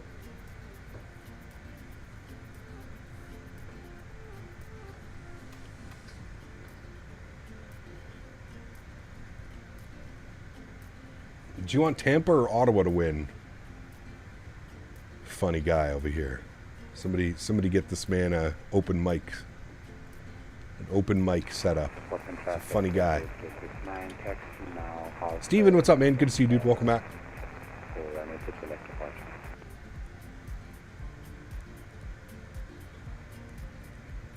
Where did I learn how to fly? From YouTube videos and just flying the aircraft. You'll never understand how to fly it properly if you're not flying it. Flying it is the easiest way to learn. He's rooting for Montreal or Boston. Oh, we definitely want Boston to win tonight. Ottawa to win and Boston to win. Now, Boston's not doing anything, so... Can't wait for Toronto, Ottawa first round over in 4. Sorry, Cap. Simmer down now. Simmer down there. Ottawa Senators, what is that? NHL team. I think I took the longest CRJ flight, Air Canada CRJ 900 from ORD to Vancouver. I think it was the LR version with the extra fuel tanks. Brutal 4 hours. Yeah, that would not be fun. That one, I could do without that one. I don't even know if the Caps have to face the Rangers in the first round. I don't think the Rangers are making it. What are the standings actually after last night? NHL standings. What are things doing here? All right, so we've got Ottawa with 84 points, Montreal with 79. What are the Rangers? The Rangers are at 79, but they've got a game at hand. Actually, you know what? Shit, they're pretty close. Although Columbus is only 73 games played. Does Columbus play tonight? Games. Who do we got? They play the Avalanche. Aye, that's a tough one. That's a tough one. Who else plays tonight? I guess that's it. So we need Ottawa to win, Montreal to lose, the Blue Jackets to lose, and then that's it. And then Rangers and Devils Saturday.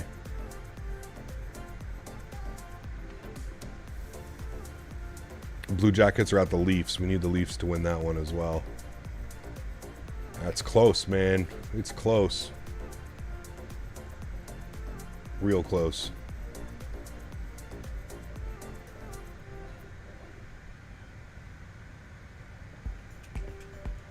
I feel like Montreal has a pretty easy schedule coming down the stretch as well. So I could definitely make some points up. Detroit's not making it. Detroit's not doing anything. Not with that defense and that goaltending. No way. No way, Jose.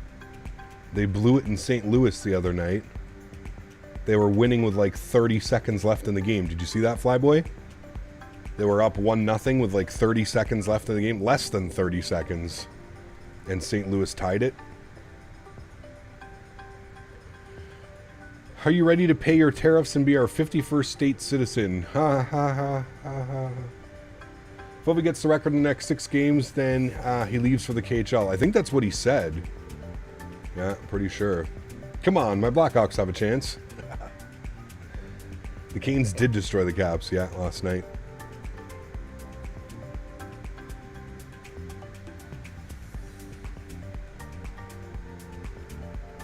I did see that one.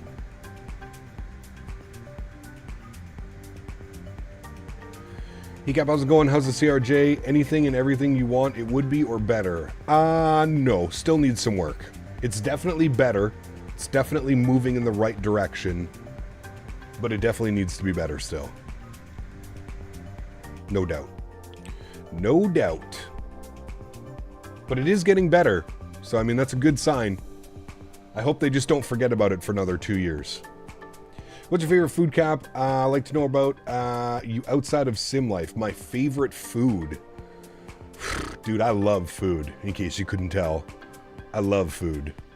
I don't know, like my favorite? Probably like a barbecued steak or something, man. Steak, Caesar salad, and potatoes or something. It's probably like my ultimate meal. Nice ribeye on the grill, cooked perfection. Some Caesar salad, some potatoes or something on the side. What are my PC specs? Put exclamation point specs in chat. Hey Cap, working late tonight. I know it hasn't been all long, but first impressions, what do you think of V2? It's good. It's good. It needs some work, but it's still good.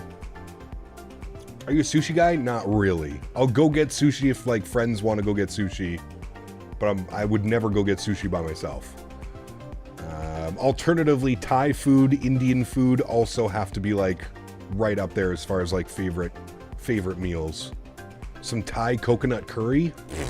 Get out of here, man. That shit slaps on every level.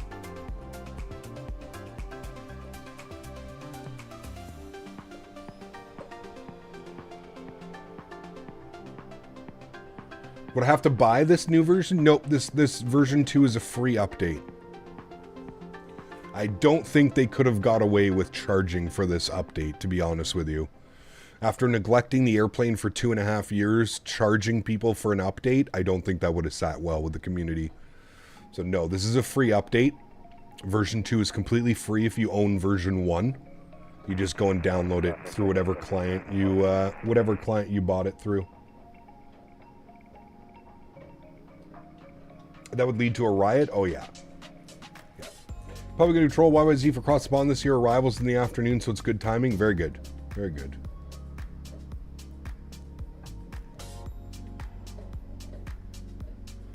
Oh, Shadow Gallery, you did indeed, my friend. You did indeed.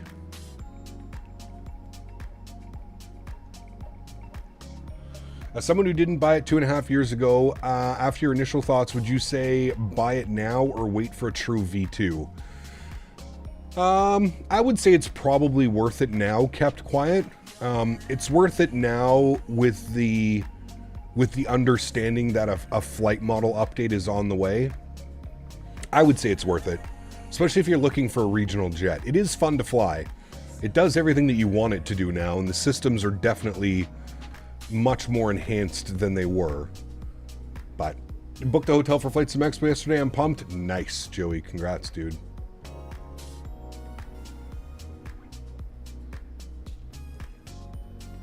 Yeah, well, exactly. And when you buy this version of the aircraft, you get the 550, the 700, the 900, and the 1000. So you get 4 variants of the aircraft, which you're not going to hear too many people complain about, right? If I put a video of me landing a 172 in Microsoft 2020 into the Discord, could you review it on stream real quick? No, I won't do it on stream. I can review it after stream, but I don't really do that type of stuff on stream. You get the 550, the 7, the 9, and 1000 in one package. Correct. Yes.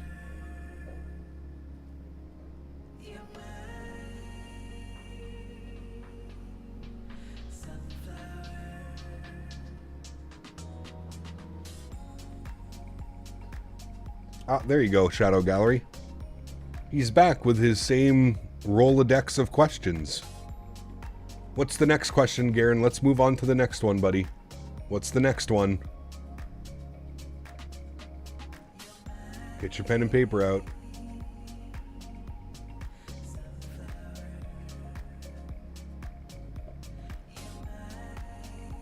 Can't make this up. No, you can't.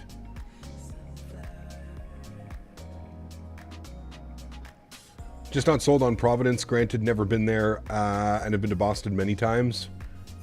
I mean, it could be fun. I think it's going to be... I think the expo is going to be a lot quieter this year. I mean, that could be a good thing, too. I mean, last year was pretty crazy in Vegas. I know a lot of people didn't have time to do things that they wanted to do, so... Hey, Cap, I haven't been here in a while. Congrats on almost 80K. What a milestone. Thank you, Lassie. Appreciate you.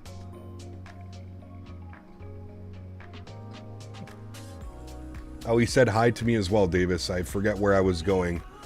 I think I was in a V1 stream or an XP stream. It was either V1 or XP. Of course, he's still around over there. There's our top of descent marker, chat. Should we use the coupled VNav? Do you guys want to see if it works properly? You can use coupled VNav. Guess it is what you make out of it. Busted glass, half empty comment. Into timeout I go. Nah, you're fine, man.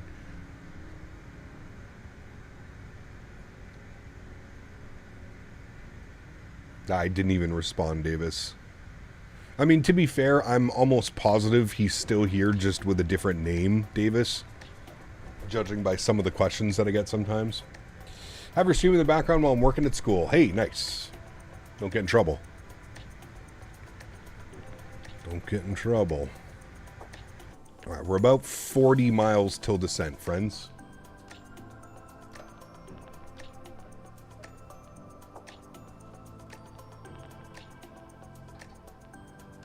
Life begins at 40. What's up, man? Good to see you, dude. Welcome back. Hope you're well. MG, good to see you, man. Welcome back as well. Hope you're well.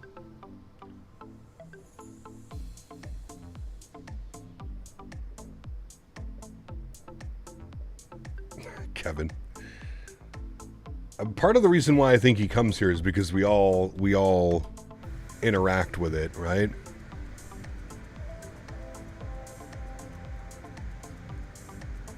I feel like if we all just ignored it, he wouldn't even last a week. He wouldn't even last a week. All right, let's brief ourselves here on the arrival, friends. So we're on the Deal 3. Deal 3 has a restriction 10,000 feet, 280 knots at Deal. There we go. 10,000 feet will be our initial descent, friends. And then from there, we'll vertical speed our descent out to probably just before Megs. And then what we'll do is we'll go Megs direct Daric, and then we'll shoot the approach. Weather in DC is still showing 170 at 12, 10-mile visibility, few at 1900, few at 9,000, scattered at 15, overcast at 25. So 4 layers of clouds, but decent weather. 19 degrees, very warm, 30-11 on the QNH. So, pretty good. Pretty good, friends.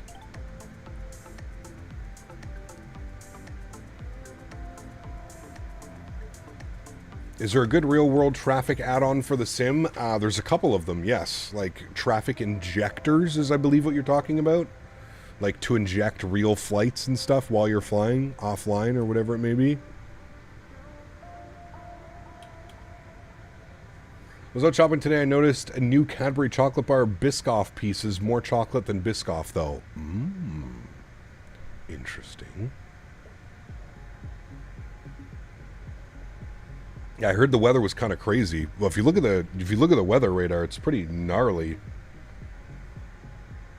We're getting a brunt of that today.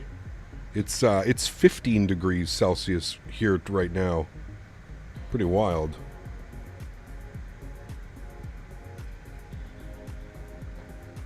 Looks like we got more weather on its way, though.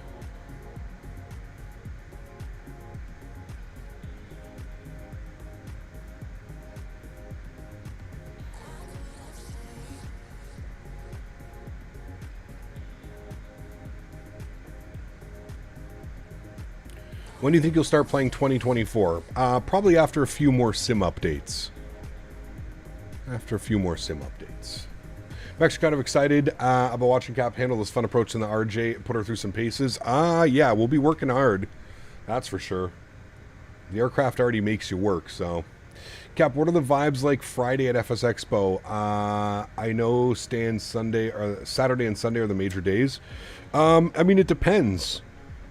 Friday, if you sign up for like the captain's corner and stuff like that, they usually have like a little dinner and a little drink party, and which could be fun if that's what you're interested in. Usually Fridays at the expo is kind of I usually have a little get together with like everybody that's in town, or I try to at least have a little get together with everybody that's in town. But yeah. All right, we're gonna throw on VNav. Let's see what she does. And we'll take this down to 10,000 feet. That was our initial descent. 10,000 feet, 280 knots. Alright, there's 10,000 feet. We should be hitting the VNav soon. As we've reached top of descent, we're making our way to Nuke.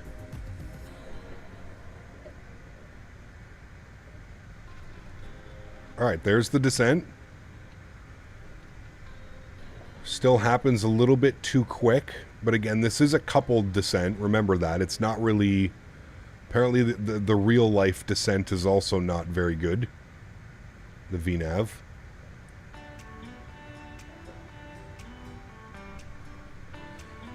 I have to fly past DC in about 3 hours. Weather's going to suck. Yeah. It's not looking too good. Alright, and we're going to want to keep 280 on the descent, so we'll flip this over to that guy, and we'll go 280 on the descent. Good. And there we go. We're on our descent. VNav is working. We're descending 2,200 feet per minute right now. Also, notice Biscoff sandwich, biscuit with vanilla chocolate or Biscoff cream inside. The UK rocks for biscuit variations. Man, that sounds delicious. Did we end up deciding if the freeware or payware was better for Turks and Caicos? I think the freeware, to be honest with you. Diamond Mike, what's up, my man? Good to see you, dude. Is VATSIM on 2024? Yes, you can use VATSIM. When you're sending into DC, watch out for the kids flying kites. Apparently, one hit the fuselage of the 7-3 earlier this week. What's going on with DC and... Jesus, man. Things are spicy down there right now. We got fist fights, crashes. Terrible. Were there any survivors of that RJ crash, chat? I never looked more into that. I don't think there were any survivors, right, of that RJ crash and the helicopter crash?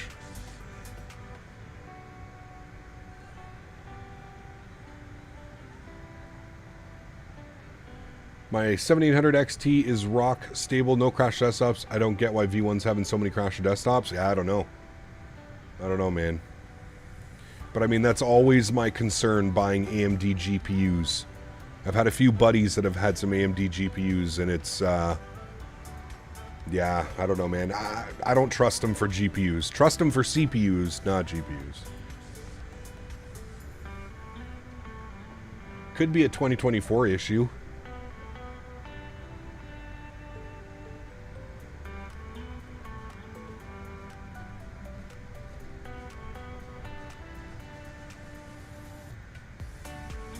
Next stream, V1's going to go live. Here's my new 5090.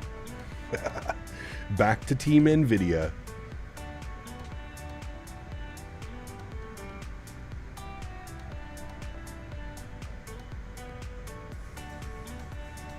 Just got back. Are people talking about the crash desktop with these deliveries? No. Puller of Spikes, my man. Huge no floaties to you, dude. Thank you very much for the support, my friend. Spikes donated $19.99. Afternoon. Cap about to do my favorite approach, eh? Hell yeah, eh? Yes, sir. Huge no floaties to you, Puller. Thank you very much, man. Continuing on from last month's insanity. Huge no floaties to you, my friend. Thank you, thank you, thank you. 2024 is a Crash to Desktop fest. I mean, the last time we used 2024, we also had a Crash to Desktop. So yeah. Like I said, I'm gonna wait for 2024 to get a few more sim updates, and then we can jump back in and have a good look at it. But I think right now in its current state, it's still a little bit too early for my liking. Especially considering I can't fly any of my third-party airports without my graphics card catching on fire.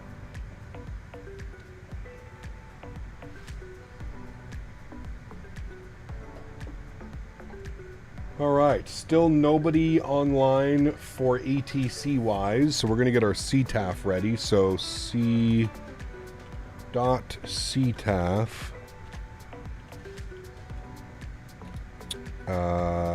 KDCA. So our CTAF frequency is going to be 19.1.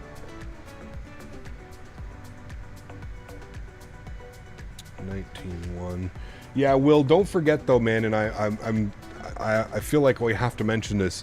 He's still streaming off of one PC.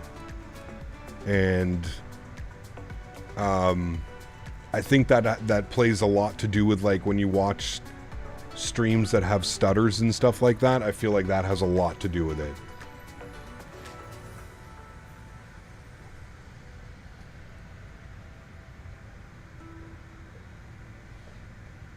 .2024 seems to be having WASM issues. WASM, VRAM, the whole shebang, the whole list. I would agree.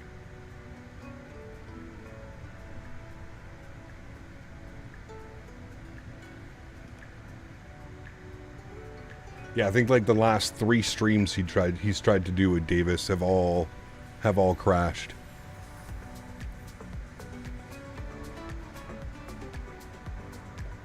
Is this plane worth it? I would say so. Yeah. What do you mean you stream from 2? Yeah, so I have a dual PC setup. So I have what's called a capture card. And so I have an HDMI cord that goes from my game PC to my stream PC with a capture card. So the stream PC captures everything that my main PC does. And then that, instead of using my gaming computer to decompress and upload, all of that is done through the stream PC.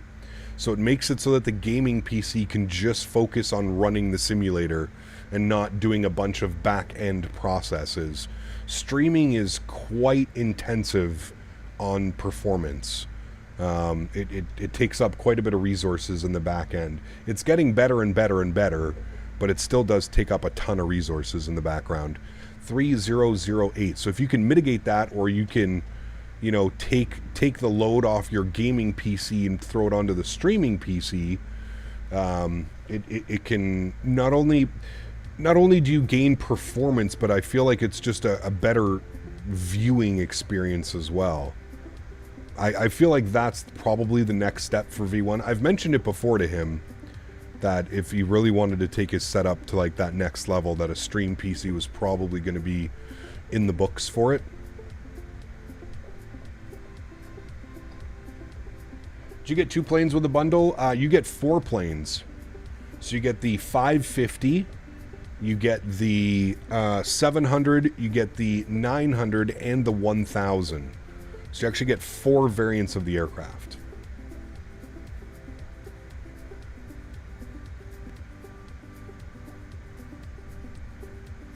Gramps Aviation, thank you very much for your business class subscription. Huge no floaties to you, my friend. Welcome aboard. Hope you enjoy your stay here, and thank you very much for your support, my friend. Appreciate you. Thank you, thank you, thank you.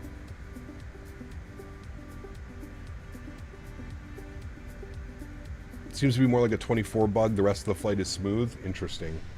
I don't understand how, like, default scenery could be causing so many stutters and stuff. It's weird. Very weird.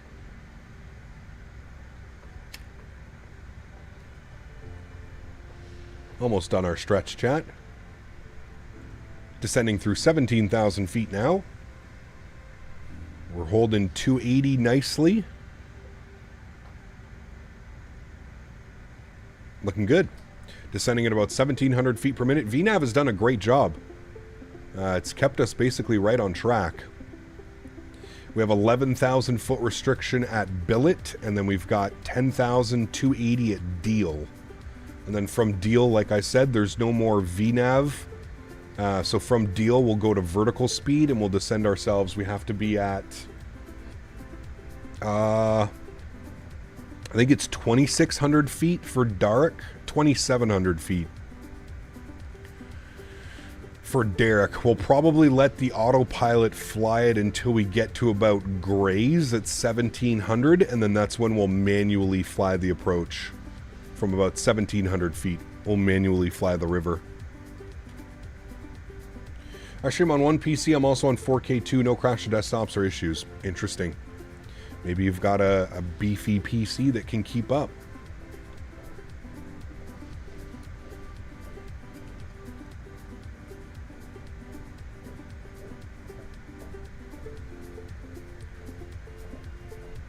Yeah, it could be CST. Like I said, man, when you've got all of that stuff running in the background and you're streaming off one PC, it can definitely hamper the resources for sure.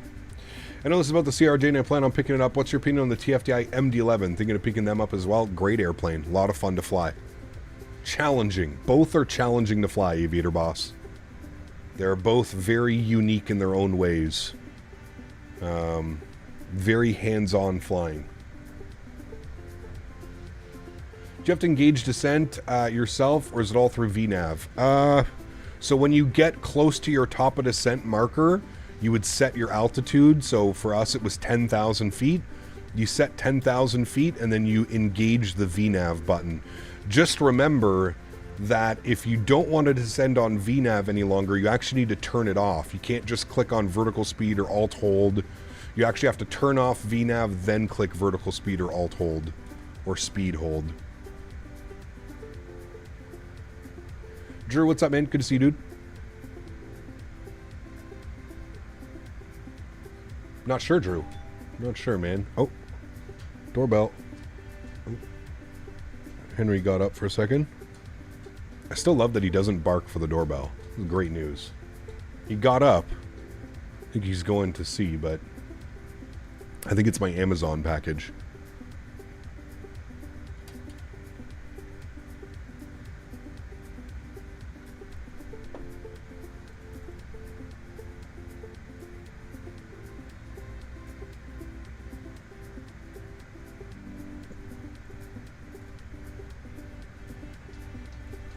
It should be a fun approach, chat. I'm looking forward to this one. All right. 11,000 at billet. I mean, pretty much nailed it. We're passing billet now at 11,200. So VNAV did what it was supposed to do, that's for sure. And now we're down to 10,000 at deal. We'll increase a little bit of power because we're supposed to be at 280, 10,000 feet. So increase a little bit of power here. We'll get the music turned off after this song, which is ending right now. And we'll get fully invested in our approach, friends. All right. The sim sounds turned back up for you. Beautiful. All right. It's working its magic. We're descending only about 200 feet per minute down to... Deal. Is $200 the cheapest I can get for a hotel room at Flight Sim Expo? To stay, it's going to be $600. Just not sleep on the streets. Yeah, it's expensive, man. I know.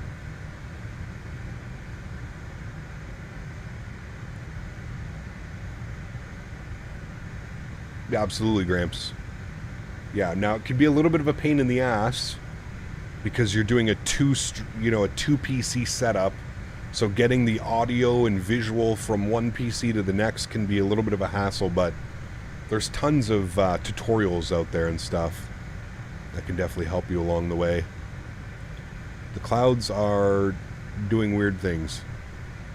I think we didn't fly through that one, chat. Look at that. Nasty.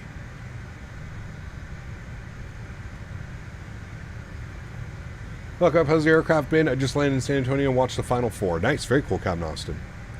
Bearded Yeti, good to see you, man. Aircraft has been pretty decent so far, man.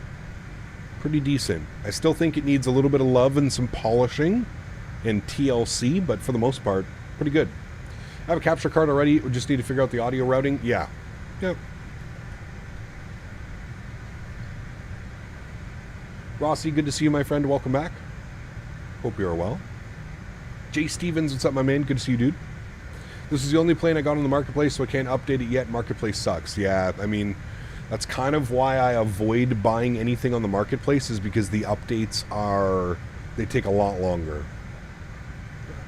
This is an excellent example of if the price is right, buy it at 40 bucks. Yeah, I can agree with you. This was a $60, $70 plane. I might be a little bit more hesitant on it, but the fact that it's 40 USD for all, you're basically paying $10 a variant, so. Got here, consider a V2 or like a V1 update. Right now, Yeti, I would say that this is just a V1 update. When they release the updated flight model, then I could see it being a true V2. Right now, I could just consider this a very welcomed update from version. Water's like brown. Eek. All the tannins maybe in the water. I would consider this just like a major update for version 1. Until we get that updated flight model, it still does weird stuff. It still like doesn't want to lift off the ground. I don't know how much you've flown this airplane, but it still like doesn't want to take off half the time. Like you're applying an insane amount of back pressure just to get the airplane to lift off the ground. How do you get your clouds look so good? Yeah, I just have them set to the ultra preset. That's it.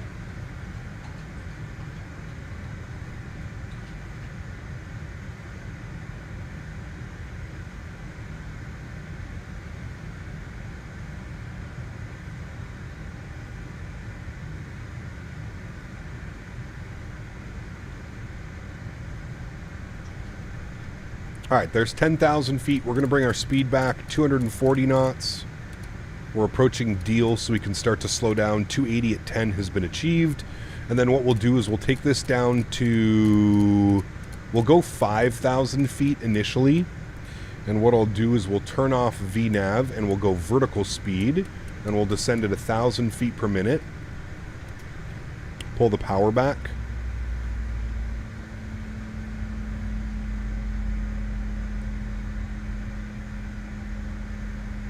Haven't had the takeoff issue unless I had too much trim and it rotates itself. No, definitely from everybody that I've watched as well. Everybody has kind of had the same issue. Landing lights on. Logos and wings on as well.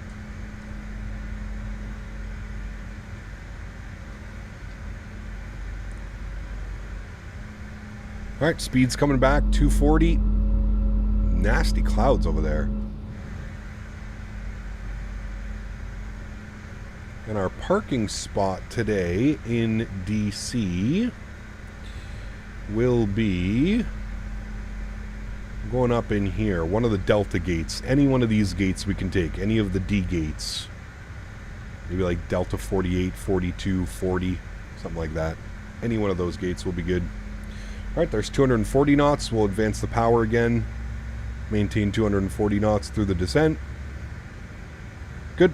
Descending through 9,000 feet now.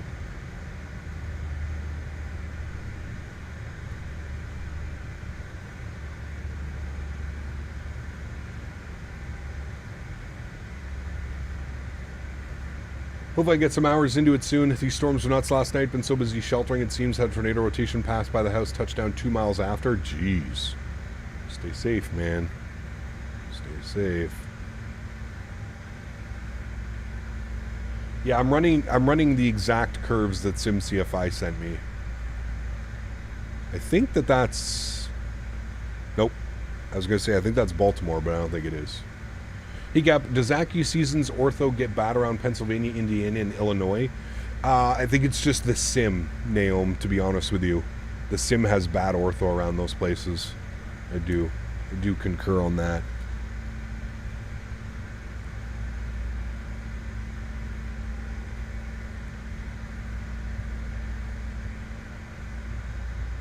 The curves do require a lot of pull, so it makes sense. Yes, correct. What airport is that? Is that like an Air Force base or something, chat?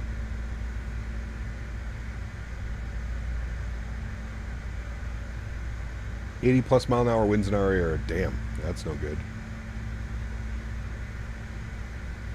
That's Andrews Air Force Base? Okay.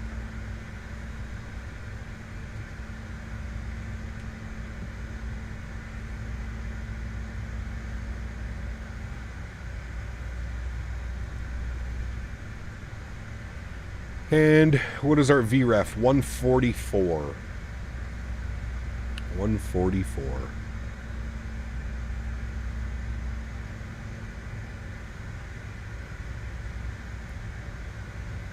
So the president goes, ah.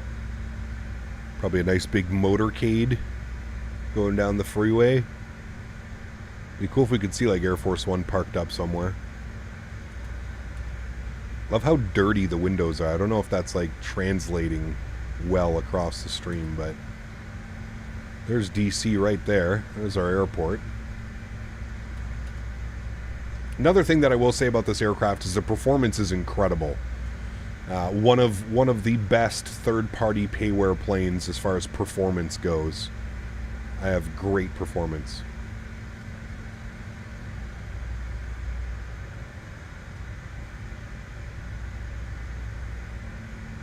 This is with the huge textures, yes. Give me a second, chat. I gotta grab my water.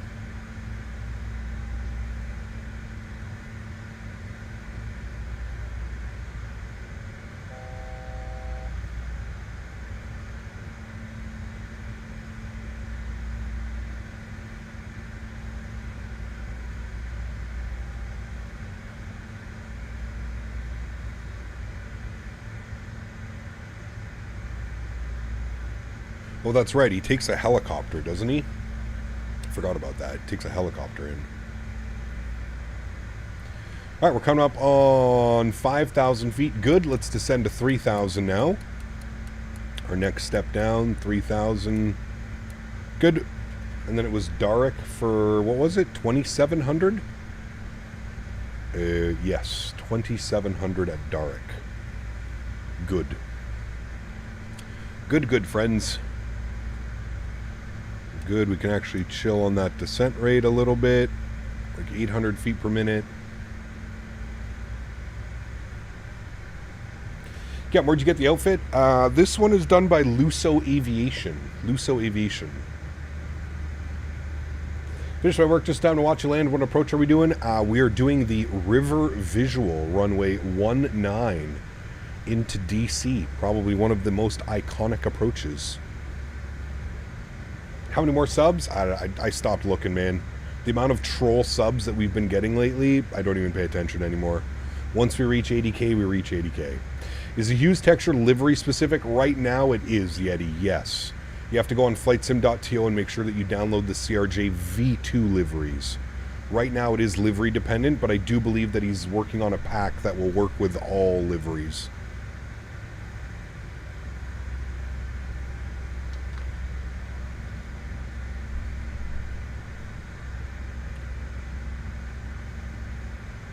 Post more shorts for more subs. Yeah, maybe. Maybe I need to start going and recording all of my my landings and post them as shorts.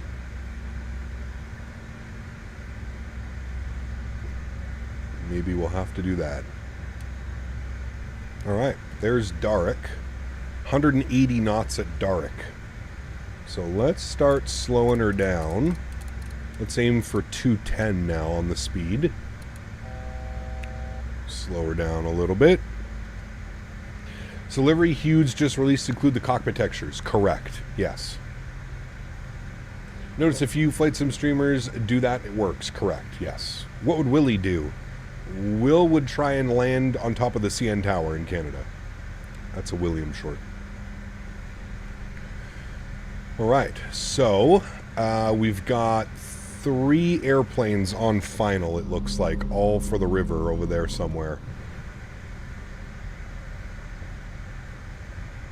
We've got our reversers armed. That's all good.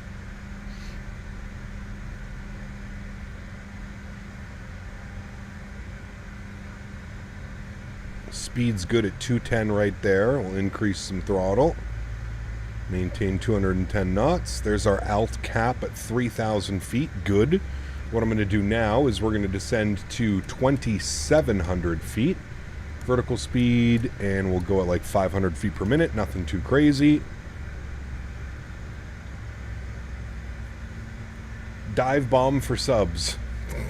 Hey chat, I'll crash if you all create 100 new accounts and subscribe. We'll pick a field and we'll just dive bomb it into it. Alright, let's go direct Darek. Now, how does the direct work in this? Can I just go like this?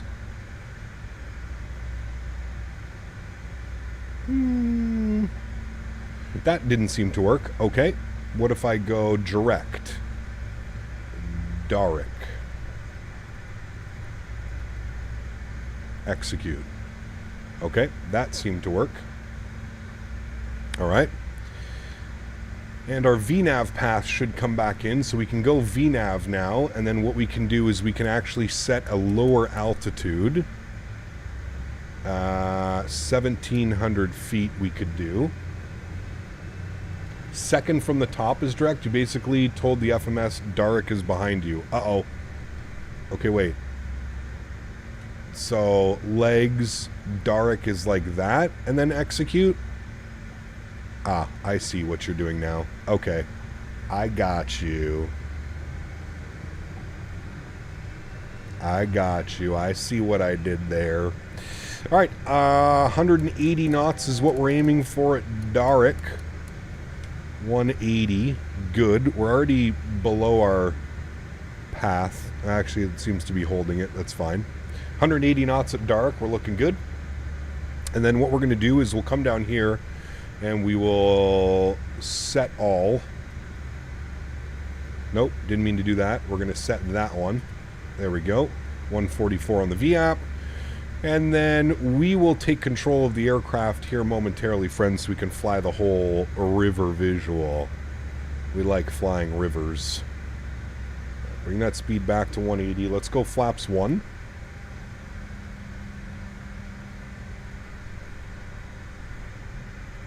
Cap will have 10% beaver by the time I'm done. Uh-oh. SpaghettiOs. Alright, speed's below 200. We're good. Got the leading edge out. We'll make a left turn here, and then once we make the first left turn, I'll go ahead and take control of the aircraft, friends. X-Wing 12 update is about 5 gigs. That's not bad. Not bad at all. Alright, speed's at 180. We're at Darek. Yoke cam comes on. Sounds go up. I take control of the aircraft. Good. Alright, let's do it, friends. We'll flip over to 19.1. And let's go gear down.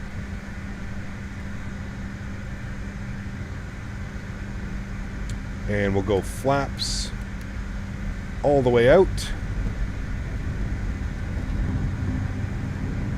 And we'll increase a little bit of power. There we go. Looking good.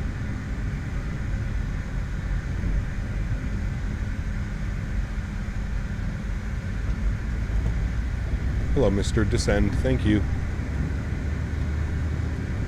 Alright, there we go. Now I got it doing what I'm supposed to be doing. I feel like we're a little bit low.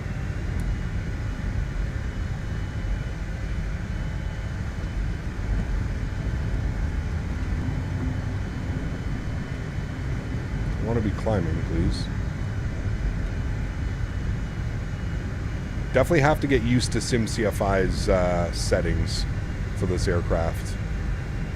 I'm not used to having to put so much force on the yoke. Simon, 2 months. Thank you, buddy. Appreciate you, man. Huge no floaties to you. Thank you, thank you, thank you for the continued support, my friend. Appreciate you, buddy.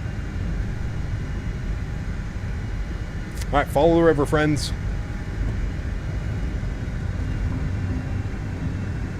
I'm really struggling right now to even get it to descend. There we go. All right, speed's good. Altitude's good. All right, we're looking good. We're getting blasted by that wind right now as well. We're bang on track. We're looking good. G's is working.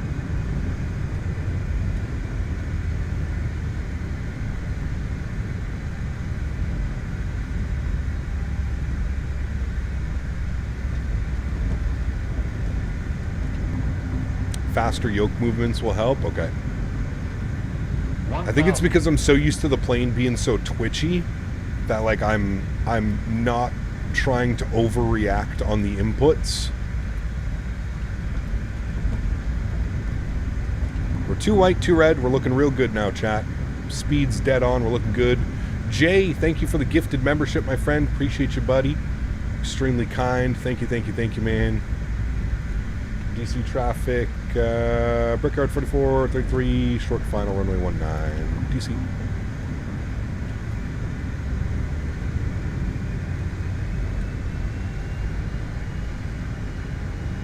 Yeah, replays on the return leg, correct. All right, we're looking good. Start our inbound turn. 500. Keep it descending.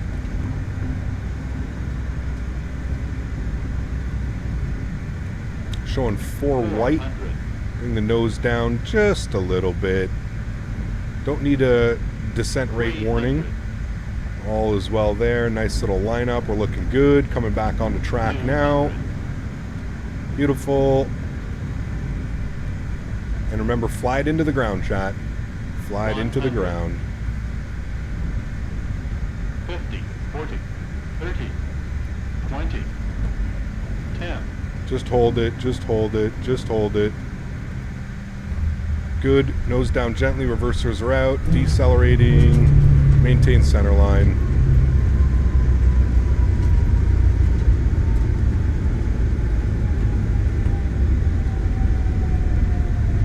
And there's 70 knots. Reversers are stowed.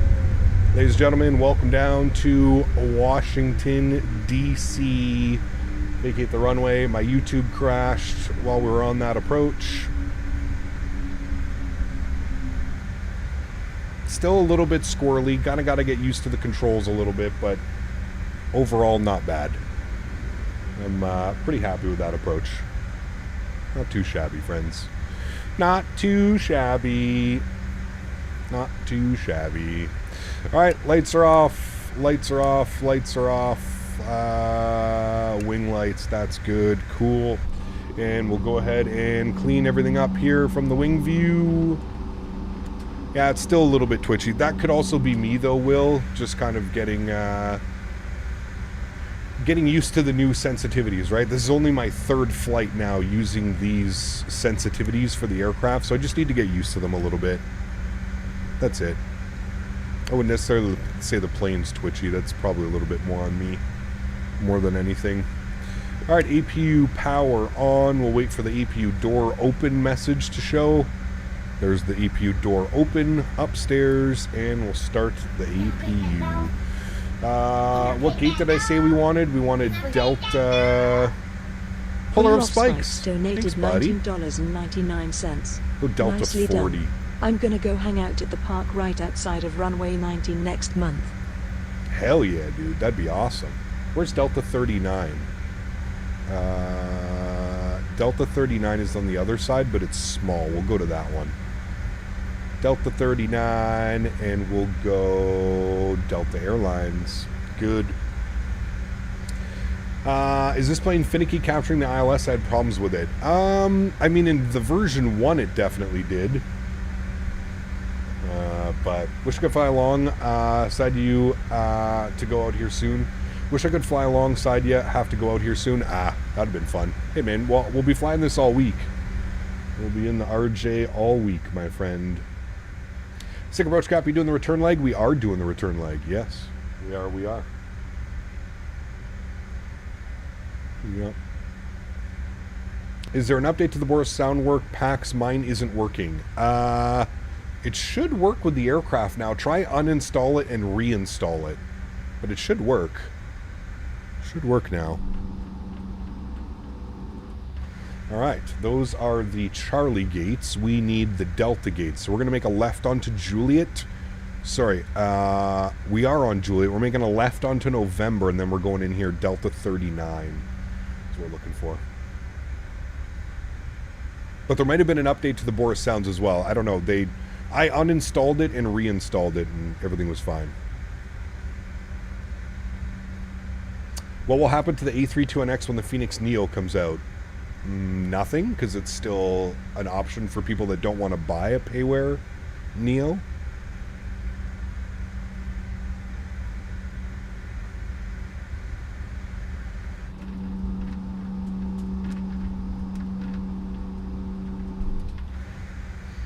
Somebody on final out there as well.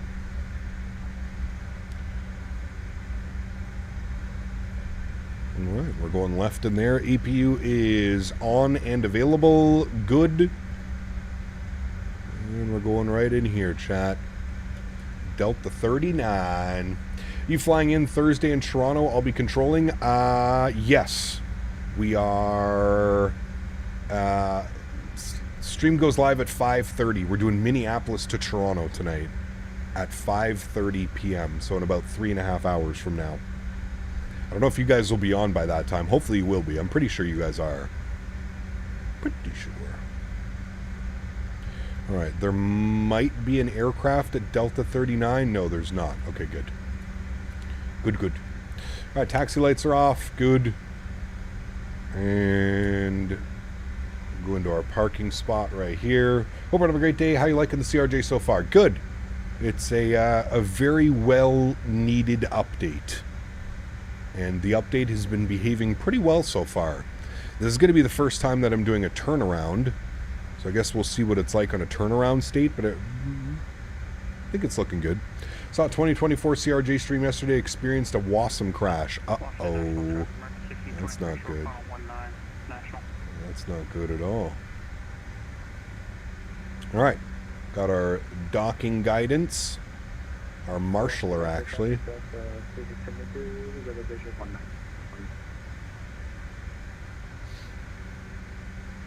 Follow the marshaller in.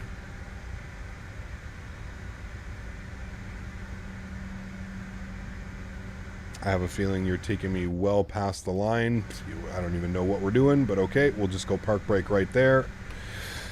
Okay, good. APU, good. I'm going to turn the engines up for shutdown because they are quite magnificent as well. Off and off. There's a nice little wing view of that happening. Delicious. Let's go ahead and request deboarding. There goes the jet bridge, and we'll start the deboarding process. Whew, so good. So good. Down here. Let's go to the aircraft, and we will open. Oh, sorry, got to put the chocks in. Open. Open, open, open. Good. We're looking good. We're staying on APU power for now. Well, that is all set up there. Where the hell are we right now? We're this way. Yep, there we are. It found us. Ooh, 7-3 touching down right now. Look at that in the background. Nice. I guess we'll go this side because we can actually see the deboarding process. There we go. Alright, cool. Check out the deboarding process throughout that. Good. Alrighty, friends. That was a successful first leg, I would say. Yes. Yes, we all agree. That was a successful first leg. Let's go ahead and set up our return flight, shall we? Okay, DCA over to Boston. The weather is just as gnarly in Boston as it was when we left. I guess we'll be Republic.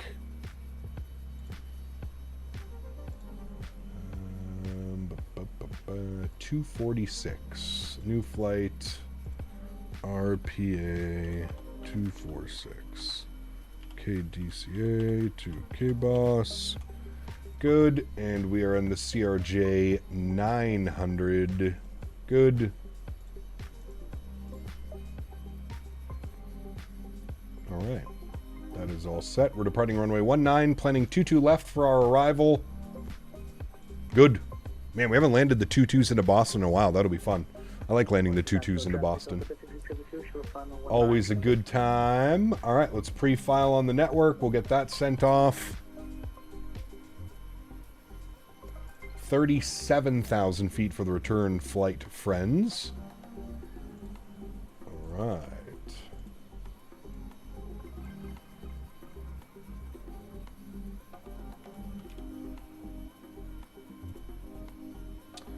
right, connected. New flight plan has been sent.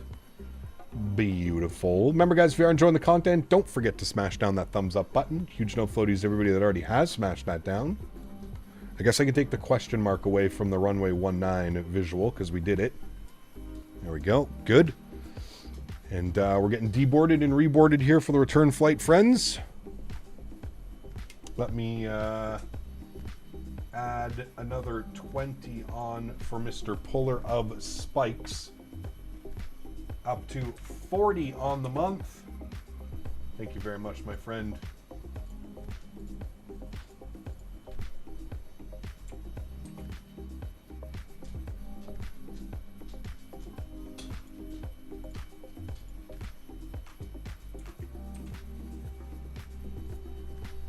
All right, good. Good. Going to be applying for jobs at Avia Partner in Brussels, airport tarmac operator. Hope it would be a great experience. Very cool, Adrian. Wish you all the best with that, man. Four Simmers just released my home airport KXNA about a month ago. I'd love to do flight home. Where's that one? KXNA.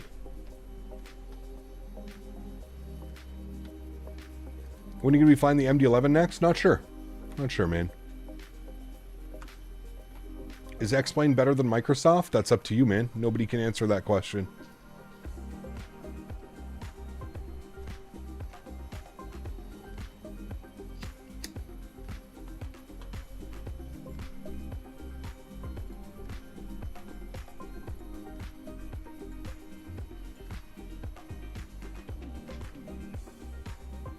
Northwest Arkansas? Okay. Is it a nice airport? Do you think this bird will survive a full week of streaming? I think so.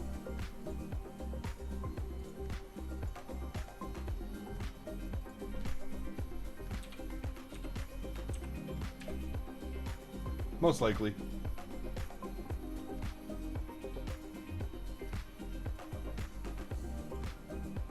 Alright, banner has been updated. Good.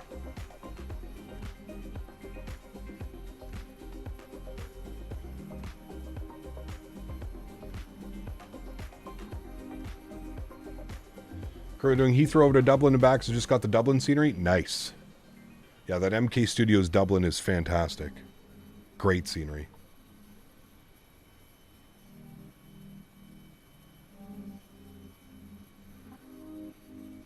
It's a smaller national airport, home of Walmart, so they do a lot of business travel. Interesting. Jumping on board the Walmart business jet.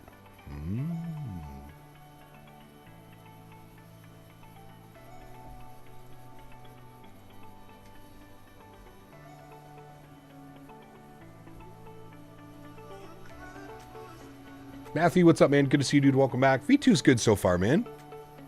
We'll definitely put her through her paces this week, but so far, it's not bad. I still think it needs some updates. The flight model is still a little bit weird. It's very twitchy and, I don't know. Again, it could just be my new yoke settings that I have to get used to, but it, yeah, still a little bit weird sometimes.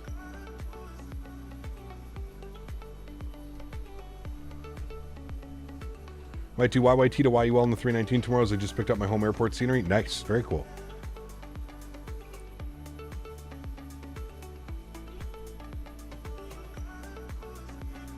Going on an intro flight in a Piper Warrior 2. Instructor decided to practice some stalls. A little scary. Never done that before. Woohoo! You got the fun ride.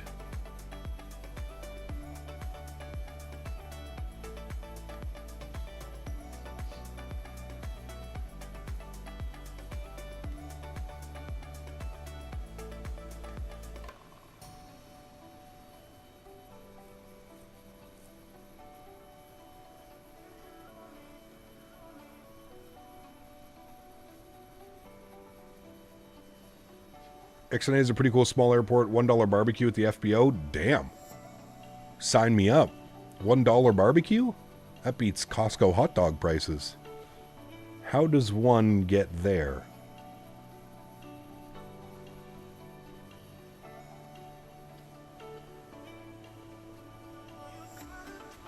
CFI's favorite word was wee, especially when he would pull the power out without notice. Those are always fun.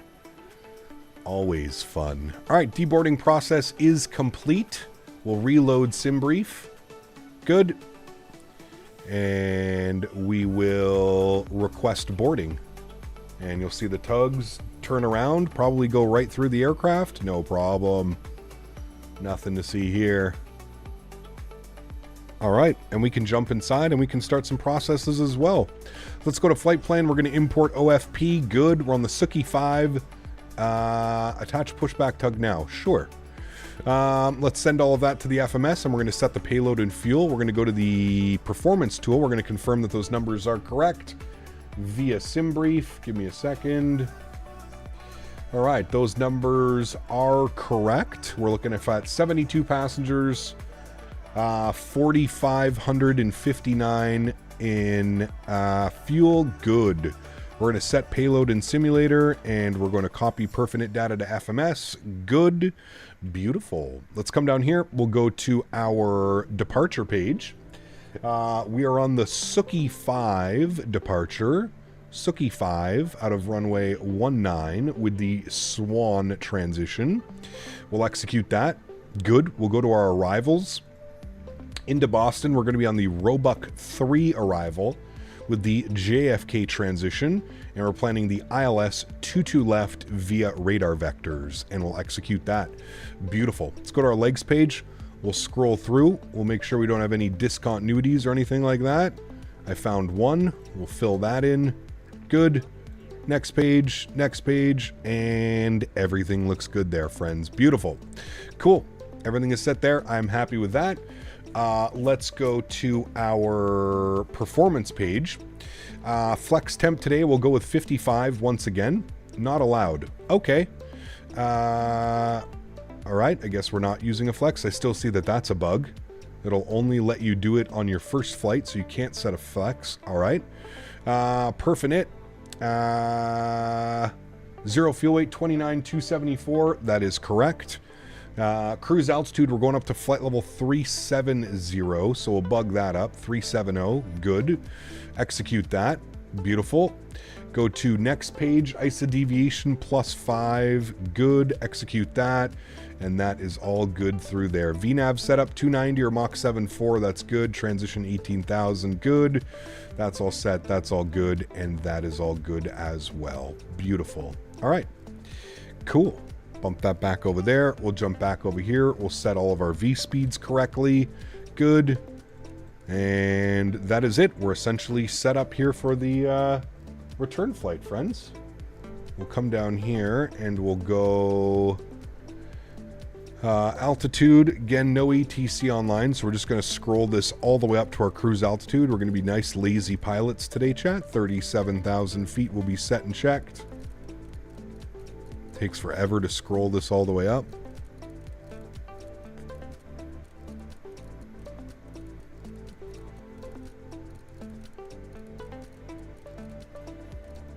All right, there's 37,000 feet. Beautiful. Got all that set up. Good. We'll watch the boarding process from back here again. Nice. Very foggy JFK right now. It's the weather on the East Coast right now is not very nice. Not very nice at all.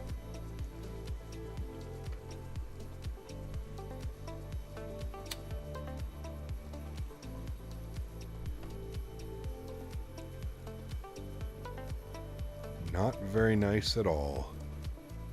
We're going to have a nice little tailwind, though. We should pick up some pretty impressive ground speed on the return flight, chat.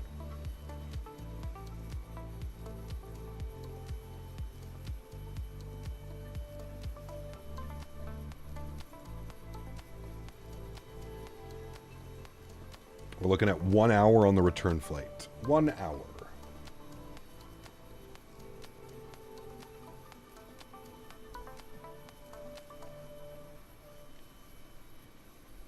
And we'll go here, unload, import, simbrief, U, good, and we'll select our approach. We're going to be in the ILS 22 left from final, and we'll execute that.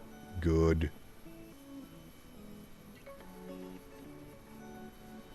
Beautiful. Boston has the longest arrivals. It's crazy.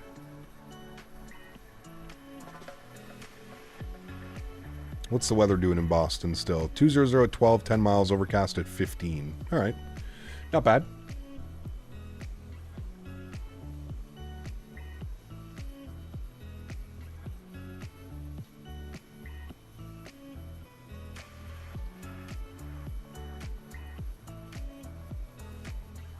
Cap, I want the CRJ, but is it worth it? I would say it is, yeah. Especially at its price point. We were speaking about that earlier. I mean, at $40 US, you get 4 variants of the aircraft. It's a pretty good price.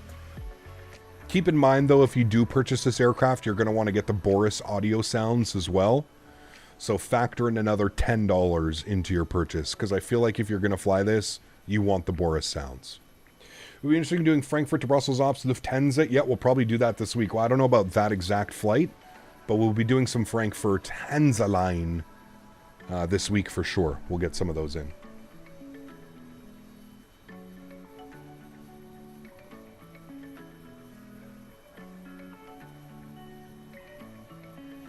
Good news, it's on sale for less than $5 right now. What, the Boris sound pack? Damn. Put exclamation point aircraft, Captain Goose. Exclamation point aircraft in chat. And then follow that link. Should be like 43 something US, I think. So this week you're flying the CRJ. When is the 7.3 or the 350 coming back? Well, we flew the 7.3 not that long ago. 7.3, it'll probably be the 350 next week and then the 7.3 the following week. The PMDG 7.3. I'm showing 42 euro. I don't know what that translates to USD. 42 euro. It helps if you spell aircraft correctly, yep. Do you have to purchase the Boris sounds for 2024 or is it just an update? I think it should work in 2020 and 2024, but I'm not sure. I bit the bullet and bought the CRJ instead of waiting for the marketplace update. I want the flexibility to use add-on linker. Yeah, sure. Could agree with that. It's 46 USD. Okay. I believe Contrail has the best price, heads up for anyone thinking about getting it. There you go. So check out the CRJ on Contrail then. Davis says they have the best price.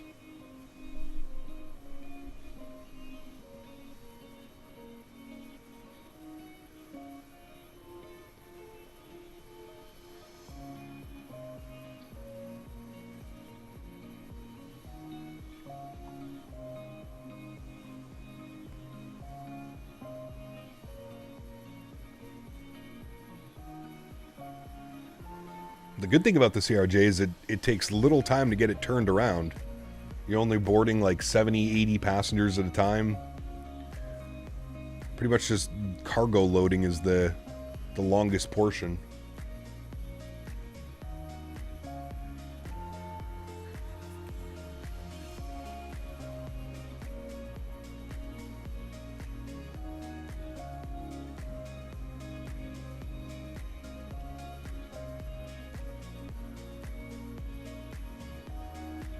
It's changed. It was 42, now it's 47 on Contrail. Oh, so not much difference then. Give me a second, chat. I'll be right back.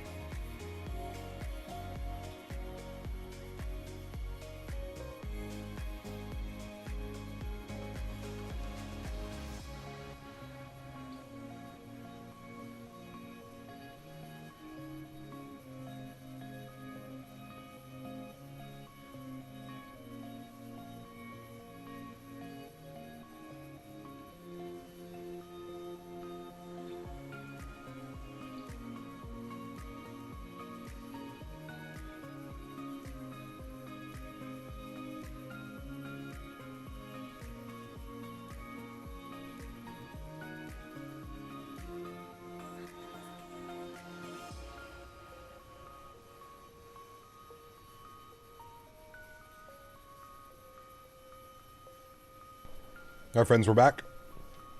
Ready to rock and roll. Inside. Let's close all our doors. Close, close, close, close. Remove the wheel chocks. Good. And music will get paused. Sim sounds go back up. Upstairs, beacon light goes on. Seatbelt signs are on. APU's good. Those are on. Good. And we will go to GSX. And prepare for pushback. Good. And we're going to go tail right. Good. And we're just going to confirm that nobody is pushing around us. Not going to get in anybody's way. We're not. Good. Park brake released. All engines clear. Start at will. Alrighty. All ready to go, friends. There goes the pushback. Beautiful.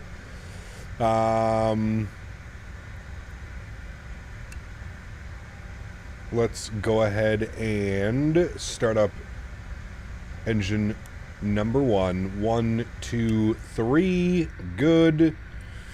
N2 percentage on the rise. Beautiful.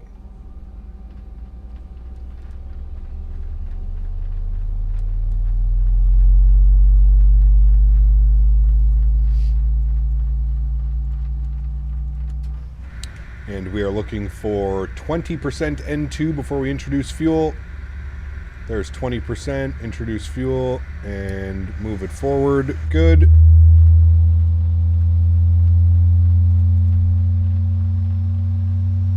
(2024) little stutters with a 4090. It's 2024, man.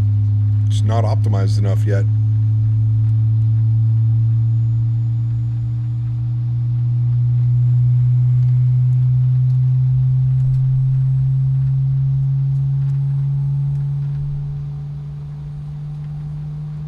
Alrighty. Good start on engine number 1. Beautiful. Touchdown. What's up, man? Good to see you, dude. Welcome back. All is well over here, my friend. Hope you're doing well as well, man. We're going to try to land it on its side. So it's landed in almost all of its sides. Jesus. Set parking brake. Park brake set. And we'll spool engine number 2. Good. And N2 percentage on the rise. ITT's good. And 1 slowly rising as well.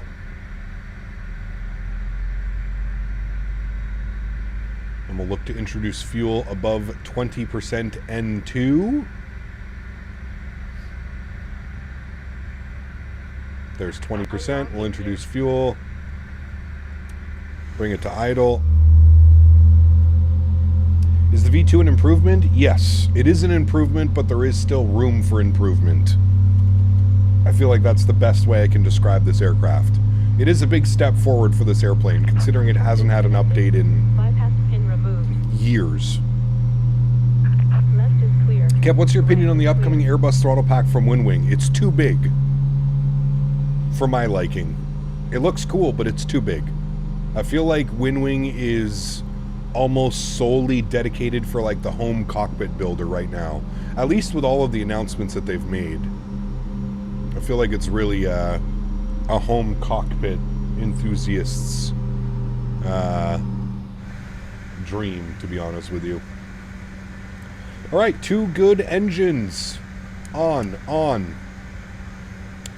Trim value, 6.8.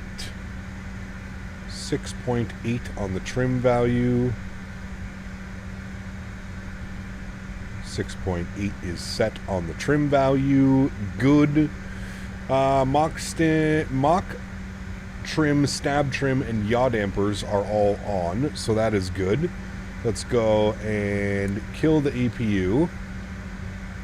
Good. We'll get our taxi lights on. We'll set flaps 8 degrees, which is 2 notches. There go the flaps. Beautiful. Look good, friends. Versus arm, park brake, seatbelt, no smoking. Everything is good there. Park brake off.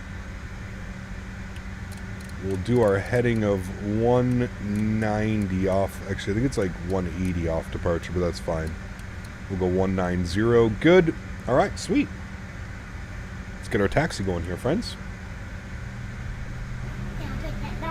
Davis with the $5 donation.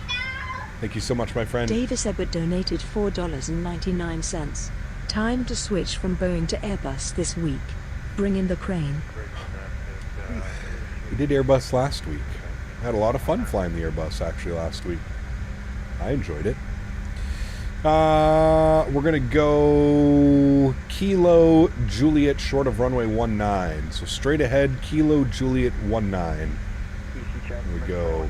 Kevin, Intel 14900K was good smooth. Ryzen 9950X have stutters. Go back to Intel.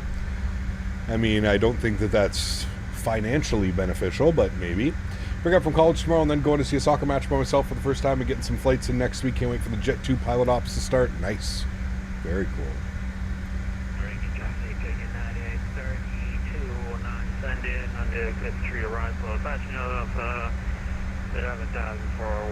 Alright, we're crossing the runway 15.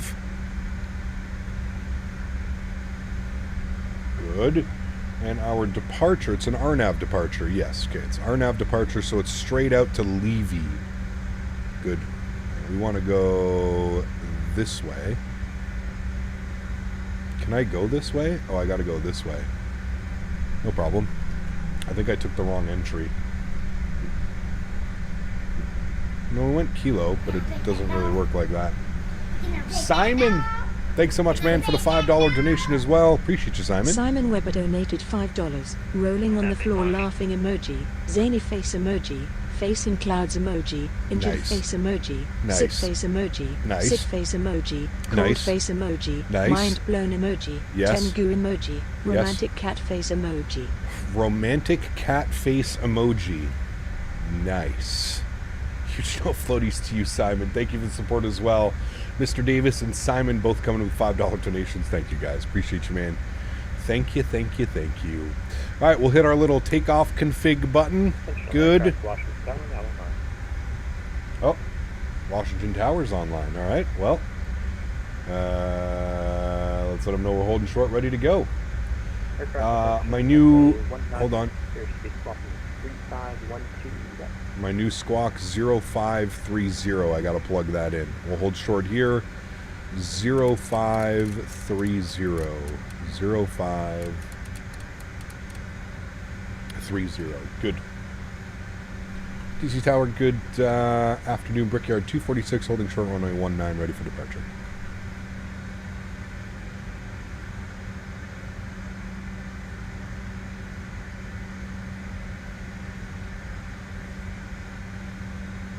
What the hell just happened? Brickyard 246, Washington Tower. I'll have the wind pretty shortly, but runway 19 cleared for takeoff. Runway 19 cleared for takeoff. Brickyard 246. Someone managed to squeeze the 777 into DC? That'd be pretty gnarly. Landing lights are on. Good. Strobe lights are on. Good. Alright. Looking good, friends. We are looking good. Takeoff config test. Okay. I'll get you in it.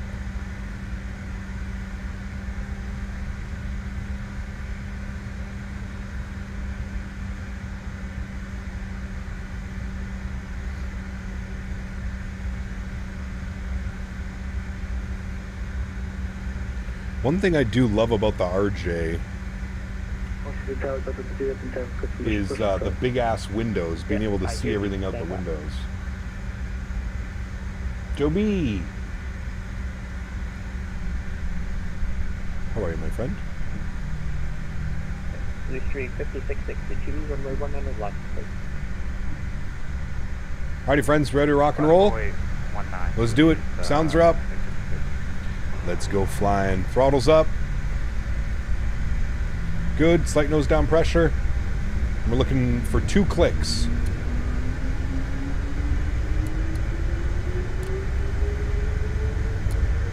Toga. Takeoff power set. Airspeed is alive. 80 knots. Neutral. 7145.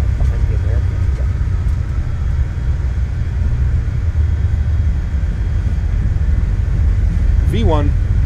Rotate. like it just doesn't want to fly, and then all of a sudden it does want to fly, but like 20 knots past V1 speed. Positive rate, gear up. Speed. Oh, I guess you can't use speed right yet. You have to be above a certain altitude. Speed.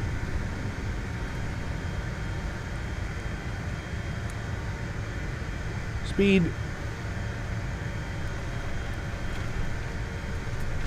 There are 246 breaks. Appreciate it, Bruce. Thanks for ATC. Have a great afternoon. Brickyard 246. American 21. Alright, let's go climb power. Flaps up. Nav track. Speed. I don't know why it's not taking speed. It is, but it's not identifying that it's on. Alright, speed 240.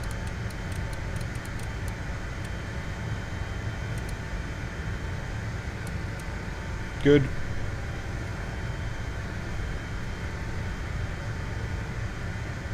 I send money if you don't have PayPal. You can use the Streamlabs link in the description. Did you hit Toga before? I did, yeah.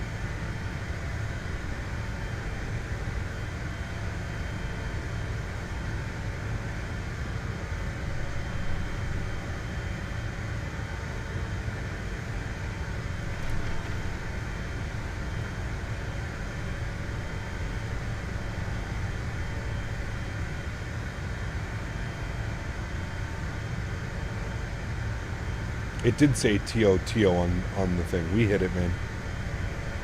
It said T-O-T-O.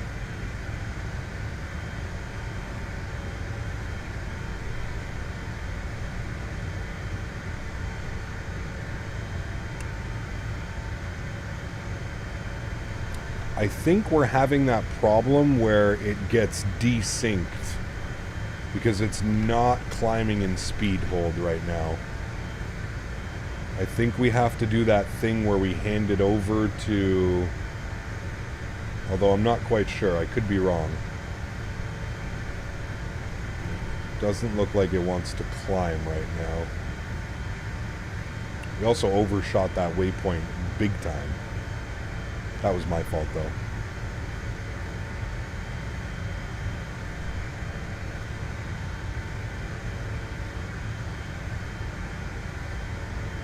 Yep, you fire that off, Karen.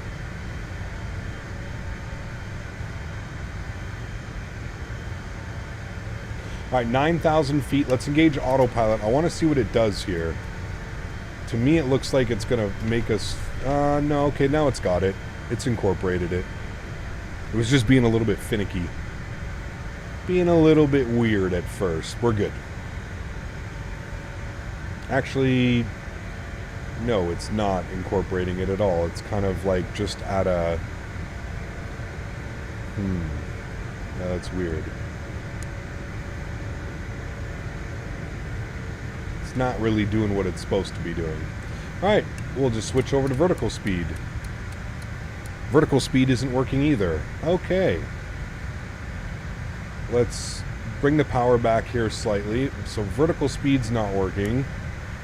Speed hold's not working, so we have to do this thing where we turn flight directors off, flight directors back on, speed,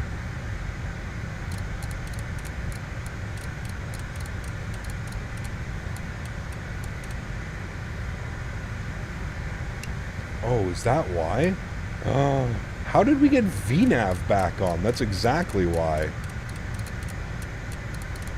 240. Autopilot on.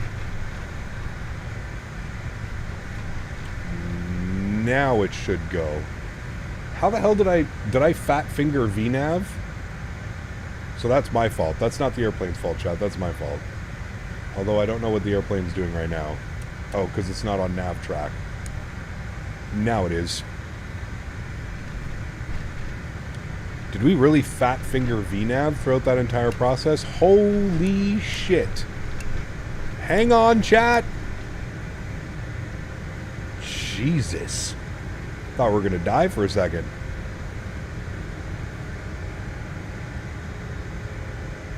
Blame Dan, 100%. Dan's to blame. Dan's not here.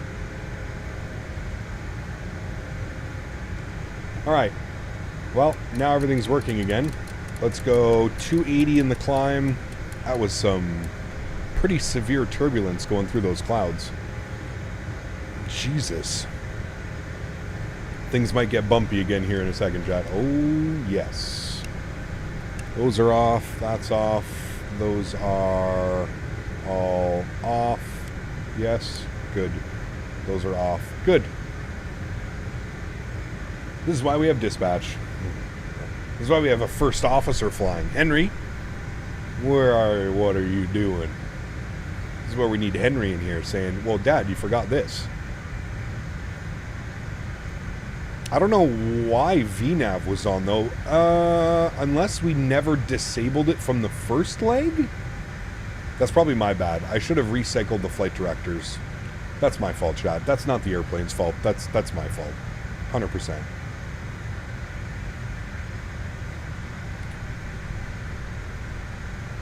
Alright, there we go. 280. Just going to keep climbing. We also, it usually helps if you move the throttles to the climb detent. There we go. Whee! Up we go. Up we go, friends. Gonna do some Logan Air Ops to the CRJ into Anybuild Southampton. They go from Edinburgh to Newcastle. Nice. That'll be a fun one. Enjoy that one, dude. Enjoy that one. Yeah, this is some nasty weather. We need to get up and above all this shenanigans. That's for sure. Well, now we know for next time. Recycle your flight directors. Recycle flight directors. Friends, that will solve many of the problems that I think you're having.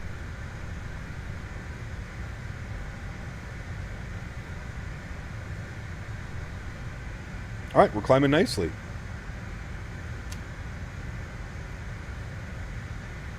Doing what it's supposed to be doing. Beautiful.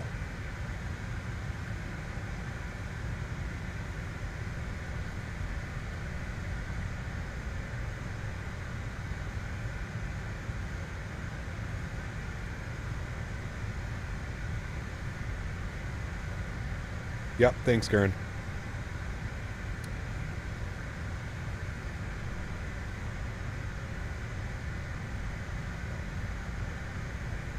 Alrighty. Approaching transition altitude, 17,500. Also getting to the tops of these clouds finally. Nice. Alright, we'll go standard barrow across the board. 29902. Good. Currently working on some Jet 2 A321 ops. Seems to be mainly Canary Islands, the UK. Need to find some more city routes. Do you know any? I have no clue, buddy. No clue. I do not know a lot of airline-specific routing, unless it's like Air Canada or something. Something that I've flown lots and lots before.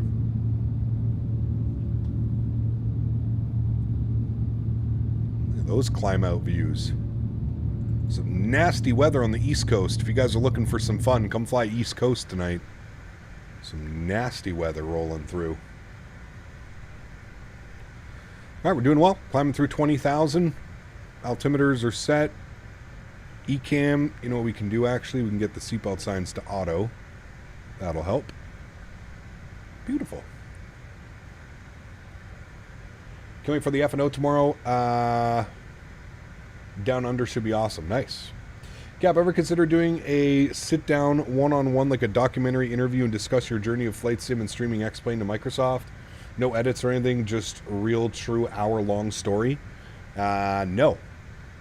I've never thought of doing that. Just at Charlotte to BWI. Nice. It's a good little flight. What's that, like an hour and a half? It's a nice little flight.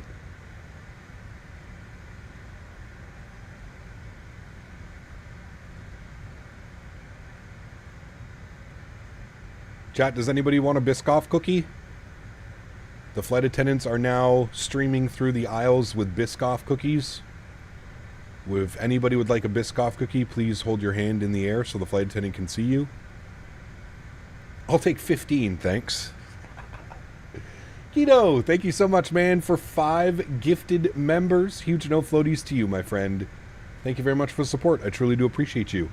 That is extremely kind. Guys, let's get some no floaties in chat for Guido. And if you got a gifted membership, please do make sure you say thank you in chat.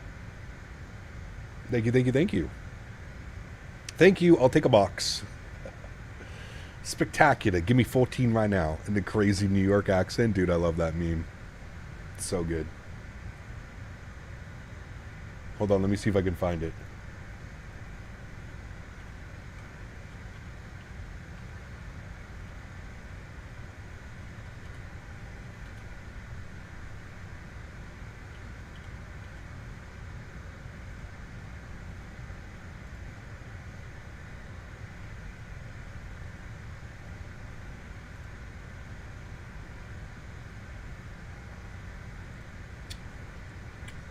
Spectacular. Give me 14 of them right now. Really? Mm-hmm. Do you know what's in here? Spectacular. Give me 14 of them right now. Really? Mm-hmm. So good, dude. Spectacular. Oh, man. That is a great meme.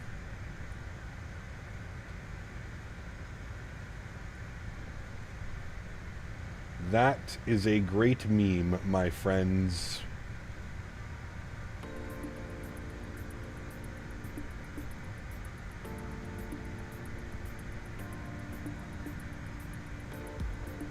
It's dangerous when you buy a box at Costco, maybe last 2 days. Oh, man. Yeah, no, I can't do that.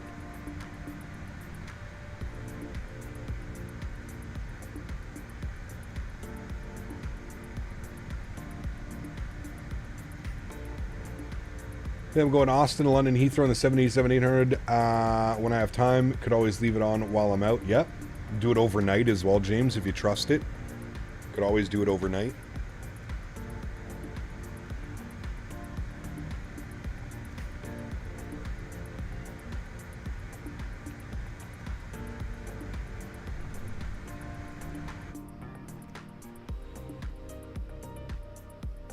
Those are beautiful Delta connections.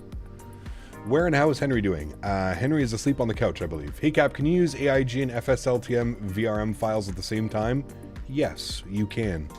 You just have to prioritize which one you want to use. So you have to, like, set your VMR, whichever one you want to use as the primary. Put it at the top. After my failed first flight in the CRJ last night, went back to the 320, absolutely greased it into a not very busy LA. Hey, get back in the RJ. Get back in the RJ. I feel like flying the RJ will make you a better pilot all around because it's so hands-on.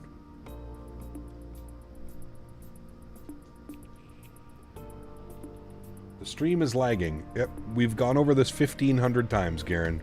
If it's lagging for you, hit the refresh button. Are you on the Starbucks Wi-Fi again?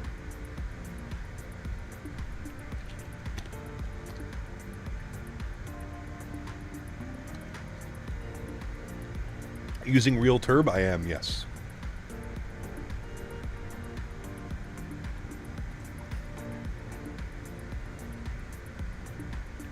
The dial-up Wi-Fi. Oh, baby.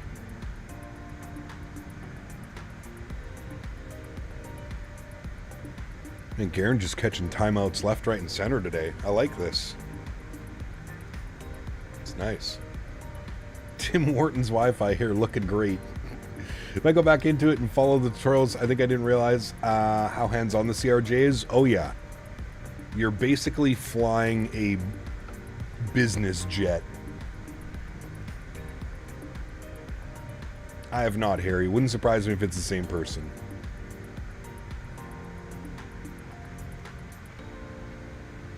Man, how I miss the 2000s. You know what movie I watched last night, chat? And it brought me back to, like, the 90s? Mallrats.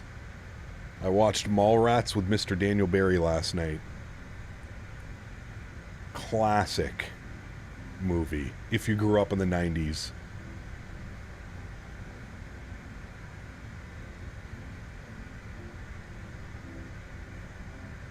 You gonna watch a Minecraft movie? Probably not.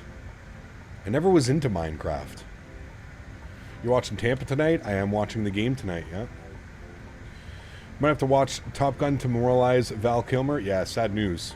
Sad news indeed, especially with all the health shit he's gone through lately. Sad news. Flight Sim World needed this bird bad. Everyone has become an autopilot and VNAV defendant. I mean, yes and no. I don't even think there's anything wrong with that, to be honest with you, Dave. But I do believe that flying this airplane will make you a better overall pilot. And definitely more understandings. Stream tonight? Yeah, it's just going to be early, Will. About 2.5 hours from now. We're going to do MSP to Toronto. Air Canada Jazz. Love those Kevin Smith movies? Yeah, I made... Dan has like a Plex thing. And I got him to get Mallrats, Clerks 1, 2, and 3. Dogma's coming back in theaters on June 5th. Oh, really? Damn. That's another one actually I need to watch.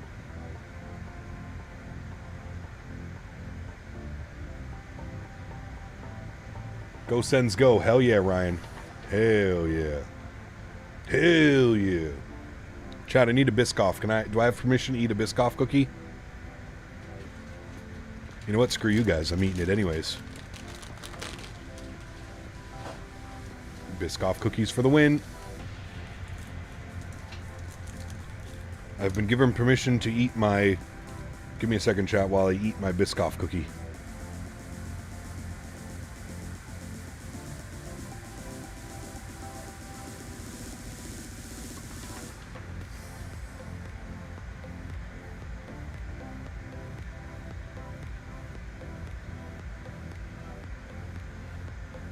Henry also wants a Biscoff cookie, chat. Should we give Henry a Biscoff cookie?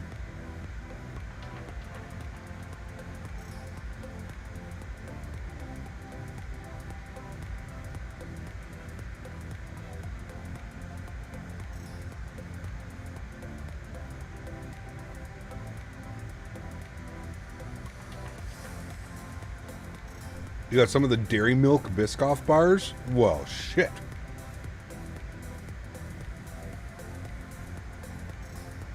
Harry, that's awesome.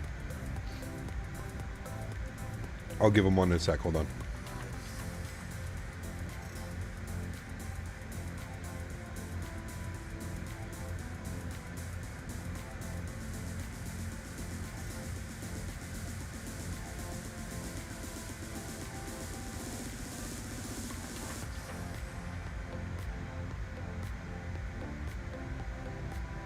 I did, Shadow. We're eating them right now.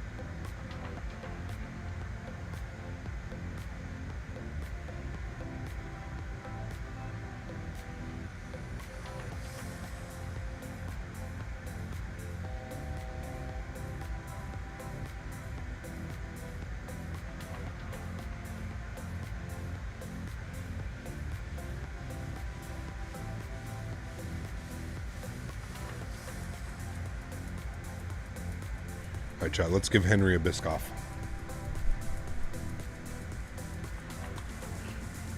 Come here. Oh my god. Okay, wait. Wait.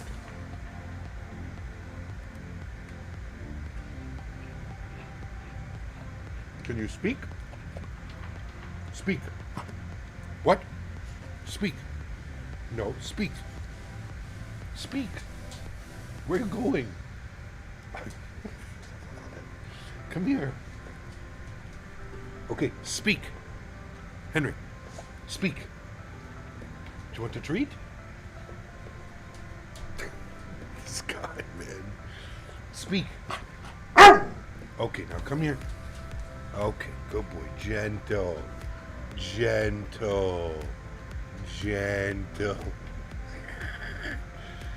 Gentle.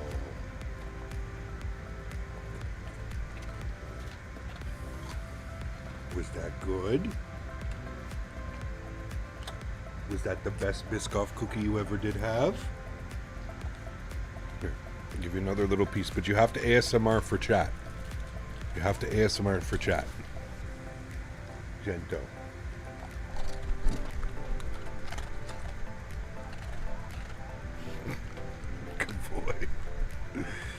Okay, buddy. That's it. It's all gone. All gone. You ate all the Biscoffs. All gone. All gone. Okay. You can get down? Can you get down? Good boy.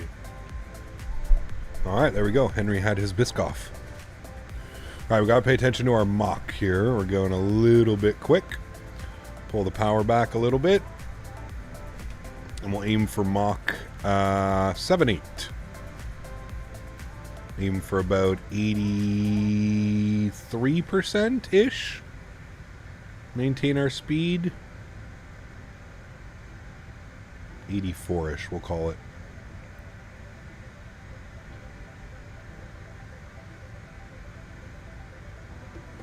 Brian, 12 months. Huge enough floaties to you, man. Thanks so much. Appreciate you, dude. Thank you, my friend. For 1 year as a first-class member. Here's to many more years, my friend. Thank you.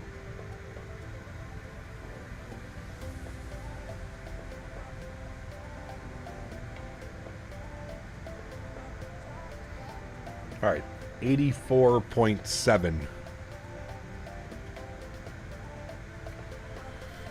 What is our ground speed right now?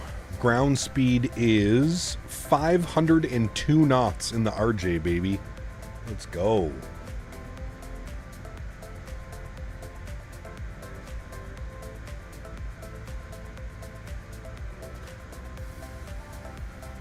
You got a Biscoff, but what's for lunch? Honey mustard chicken, I believe. Honey mustard chicken. There's no more Biscoffs, Henry. We eat them all, buddy. No more Biscoffs. They're all gone. How to get the plane liveries? Go to flightsim.to. fs.to. For all of your liveries.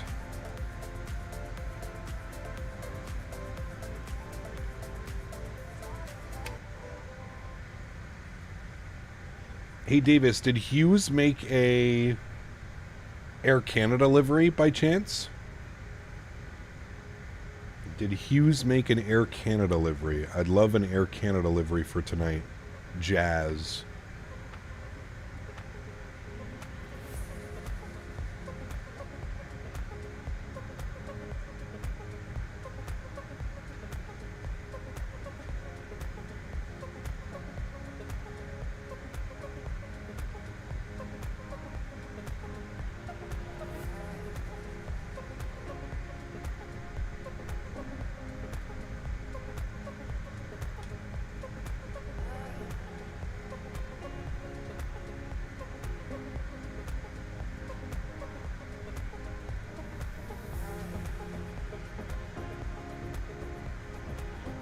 But how do you get there? Yeah, on Google, man. fs.to. It's a website.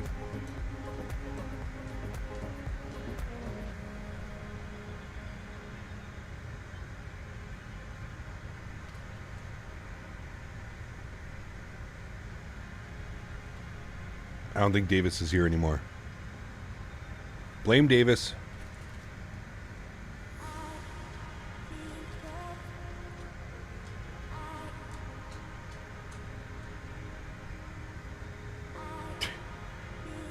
Go in your bed.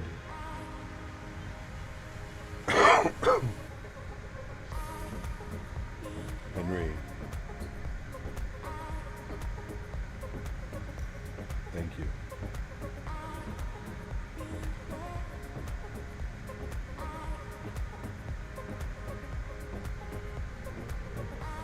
Now he wants a Biscoff shake. Those things were so good. Did you ever end up getting one of those when we were in California? Well, mind you, you probably have those everywhere.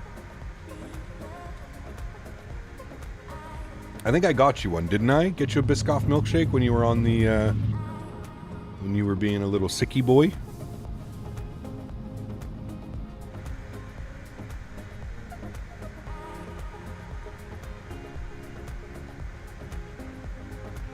The taco needs to bring them back? Yeah, I did get you one. Okay, good. Who makes those? It was Del Taco. Now it's downloading? Good, Somya.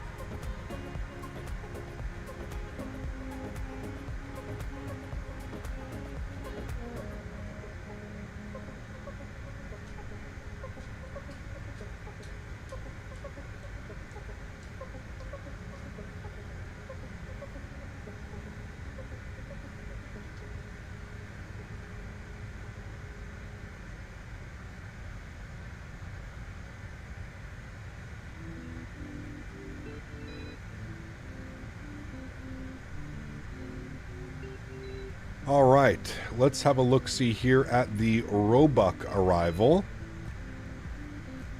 So 5,000 feet, essentially, is where we're going down to. So if you look here, top of descent's in about, 25 miles. So let's bug up 5,000 feet. And we'll see what the VNAV does. We'll see if it takes us all the way down to 5,000. Should be good.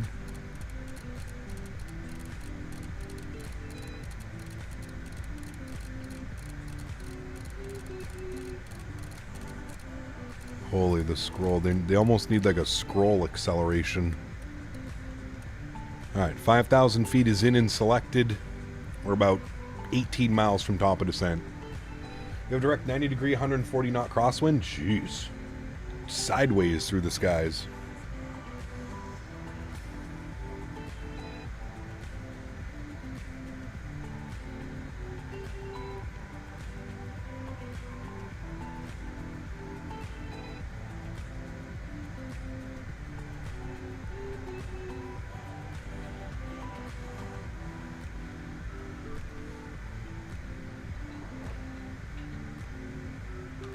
He's on the taxiway.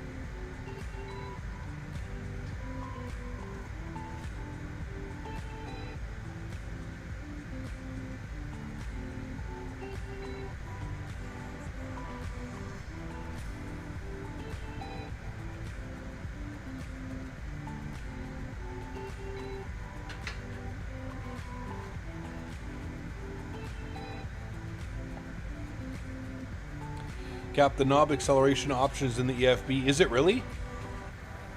Well, shit. Thank you.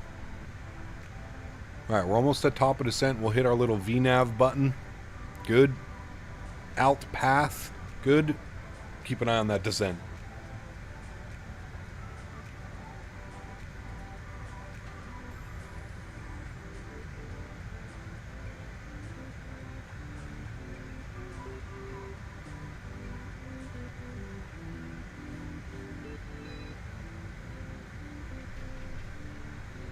Alright, and there we go.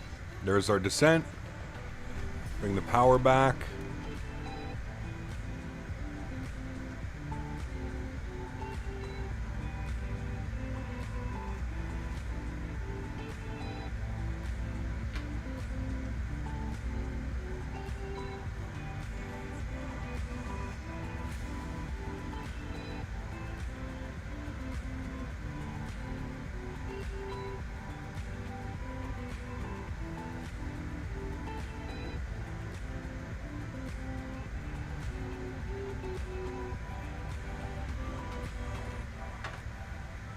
Alright, beautiful.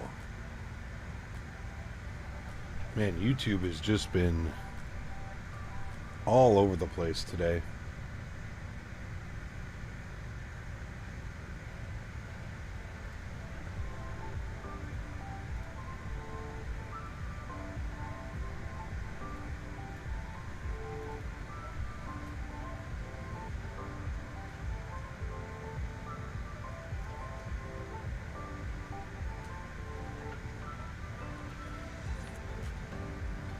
The acceleration knob is in the EFB. I'm going to look for that. Options. Oh, alt mode. This one. Right?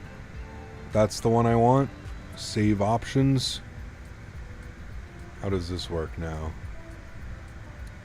Oh, so much better. Okay, good. Thank you. Is the snowflake on the PFD hard to see? Yeah, well, I mean, the displays in the RJ are kind of hard to see.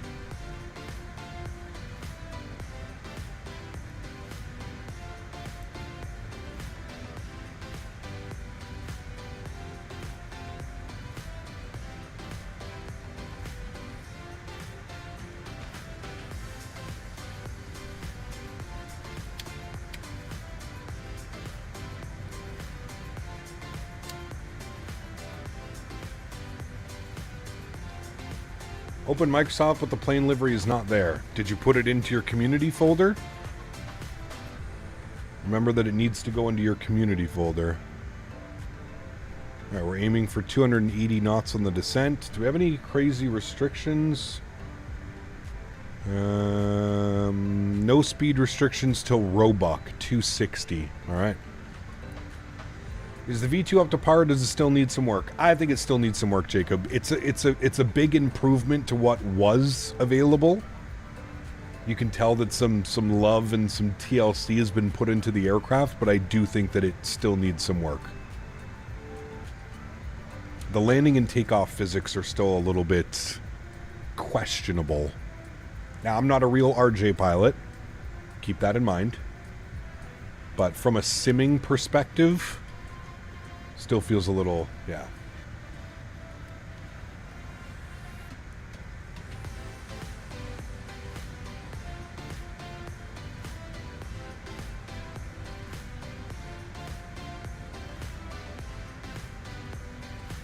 But that being said, this is a very welcomed update to this aircraft. Yep, new flight models are work in progress. Yeah, the only thing is it's Aerosoft or whatever, Hans Hartmann, so how many months / years is it going to take for the flight model update to come out? That would be my other concern. Hopefully not long. But yeah, there's still something weird about it. It acts very weird. It's definitely much better with SimCFI's yoke sensitivity settings. The airplane feels quite heavy on the yoke, but yeah.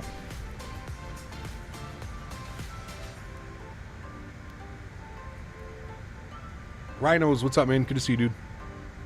Reed Aviation, welcome back. Welcome back. In your opinion, is the plane worth its cost? I would say the price is pretty fair for what you get out of it. Just remember, if you do pick up this airplane, to go and get the Boris AudioWorks sound pack as well. This airplane, paired with the Boris sounds, it makes it just that much more immersive and that much better. Hands do not want to keep delaying the release of the flight model, so it will come as an update. I can appreciate that. Yeah, absolutely. Absolutely. I mean, for me, though, I can appreciate that, CST, but at the same point, I feel like calling this a V2 without an updated flight model is a little bit of a gimmick. And I don't mean that in like a negative way, but I think if you're going to call this airplane V2, it needs to come with an updated flight model. I have a hard time believing that really anything has changed with the flight model other than like the landing and flare physics. You know, and I'm just again, there no hate being no hate whatsoever, just being kind of like a realist about it. I think if you're going to call a product a V2, that it has to have some, you know, it is working the way that it's supposed to work. I just, the flight model seems a little iffy. Booked my IFR, written for May 8th. Got a study. Nice. Congrats, Kai. Putting aside the lack of VNAV, how does the FSSE jets compare to this one? I would say that this is still a far superior product, Joe. The FSS is just... the lack of updates and the lack of, like, custom autopilot and custom FMC is... yeah. How's the new whip? What do you mean? Oh, this one. I was like, I didn't get a car. It's not bad. It's not bad. It's a very welcomed update to an aircraft that needed an update. I feel like that's a fair assessment. Alright, so we had a restriction of 230 at Flex, which we've hit. And then we have between 21 and 23 at Ruiz, which we're getting to.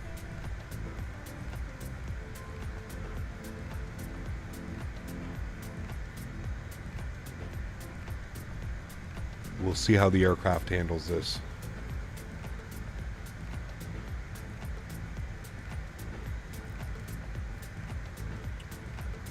I'm going to say the E-Jet's flight model and sounds are great in my opinion if only you get the systems to follow. Yeah, I agree with you. I agree with you. It does fly, it did fly nice from what I remember of it.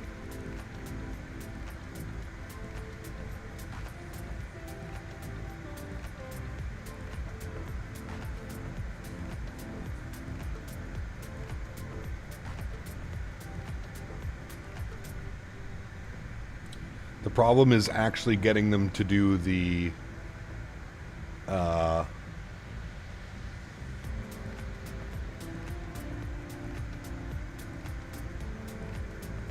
getting them to actually do the systems.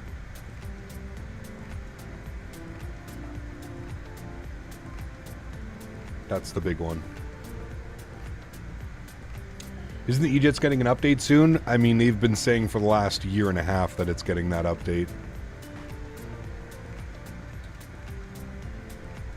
Now they've said summer 2025. Well, I'll believe it when I see it.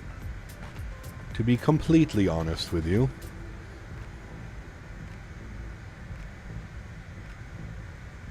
The roadmap states that the next update will be the FMS and the systems. Yeah, like I said, man, those guys can't be trusted. And again, not being overly negative, not trying to be negative, but we were supposed to have the VNAV and the FMS last summer. So they've pushed it back a full year. So like I said, I'll believe it when I see it. Until then, it's just verbal diarrhea.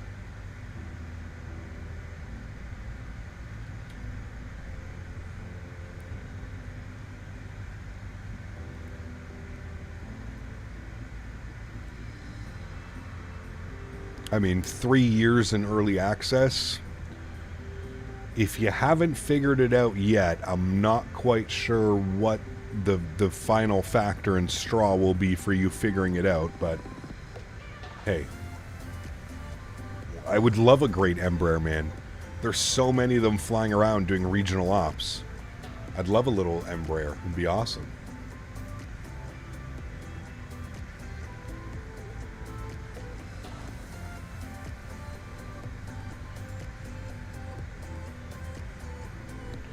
Alright, it should continue down on the VNAV path. There it goes. Okay, I was going to say, we should start a little descent now soon. As we're supposed to be below. Once it reaches Ruiz, I think it'll start the descent again. Yeah, there it goes.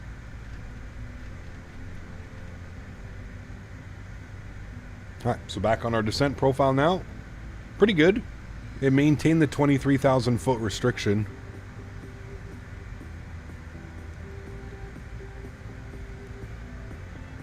Matt, thanks for your subscription, man. Welcome aboard, dude. Appreciate you being here. Thank you, man.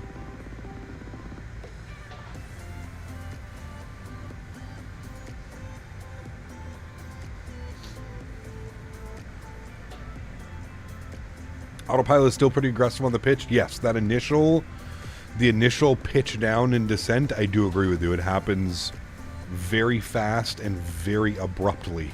I do agree.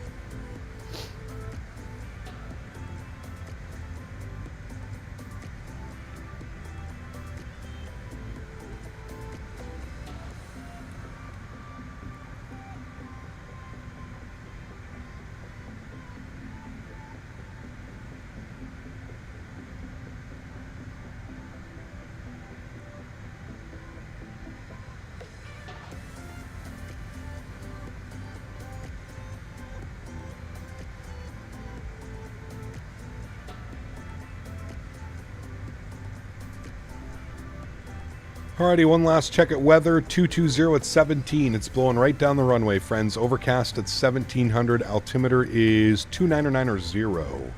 Good.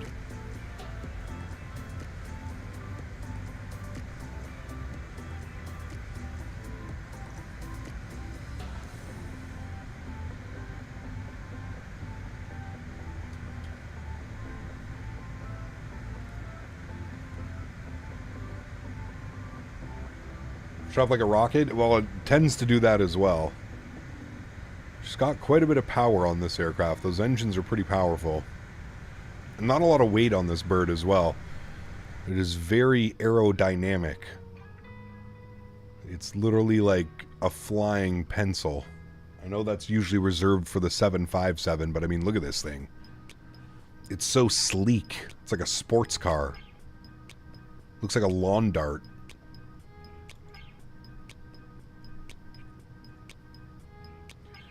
Is this week in the CRJ you're switching on Sunday or Monday? We'll see, man. We'll see. We'll see if we make the full week through the RJ. Now, wasn't there a way to pre-program my ILS, or will it do everything automatically for me? I can never remember with this airplane. Does it do everything automatically for me, or do I have to still put in my frequencies? And how do I set my course? I know there's a way of doing it. Do you hold the course? I can't remember how you do it, but there's a way to switch it over without actually switching it over. The plan mode.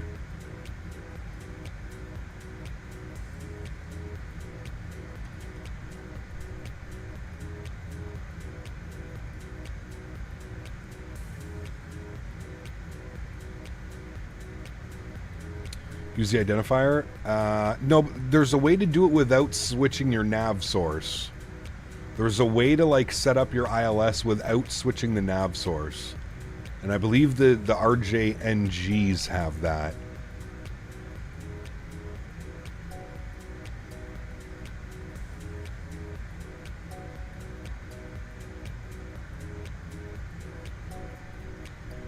Where's Roebuck? Roebuck's coming up here. Oh, we're on it right now. Alright, so 260 knots at Roebuck. We'll bug that in now. 260 at Roebuck. One thing about this aircraft you will have to manage is your speed. Automatically, you'll have to, sorry, manually. Aviation Fanatic, what's up, man? Good to see you, dude. It actually hasn't been bad today, man. It's done everything we've wanted it to do.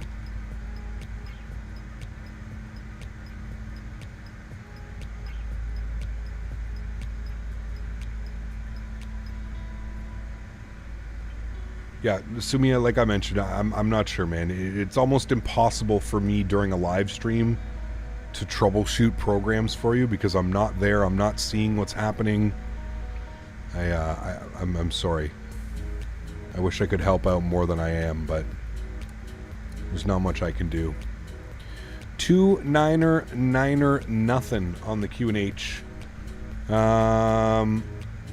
The minimums on the ILS 22 left, 216 on the MDA. So we'll go MDA, and I don't think we can do 216, so we'll go 220. We'll round up 220 on our decision height. Good.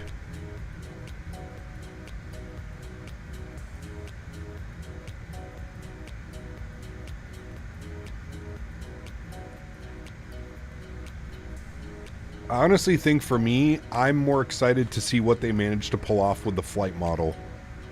With that big flight model update that's coming for this aircraft, that's when I think this aircraft will truly start to shine. Because if I'm being completely honest with you, right now, it kind of still feels and flies like version 1. And that's, I think, where myself and some others in the community might be a little bit disappointed. Although there are some changes to the flare logic, it definitely doesn't float as much. My general consensus now, this being my 4th flight, is it very much flies like version 1, which didn't fly the best. Caps, if you set a certain speed, it will abide to that, or do you have to manually handle the throttles? No, everything is manual, Diamond Mike. There is no autopilot on this. So that's why you got to have your charts ready, and you have to look at your restrictions. That's why we had our charts open, looking at the restrictions, just because we need to know. So like we know here at Cran, we have a restriction at 250. So we're going to bug up 250 knots as a referral, visual reference. I don't know what word I was trying to say.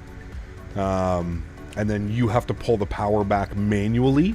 You'll see the aircraft will start to slow down, and then once we reach 250 knots, you'll have to apply more throttle to keep your speed at 250 knots for the restriction.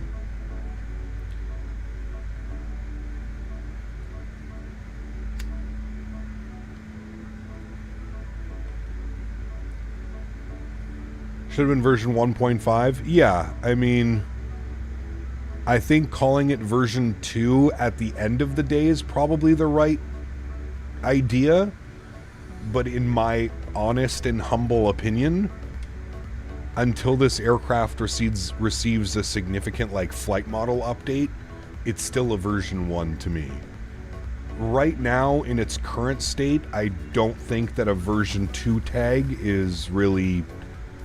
I think it's more of like a gimmick, you know what I mean? To get people either to buy it or to start flying it again or whatever.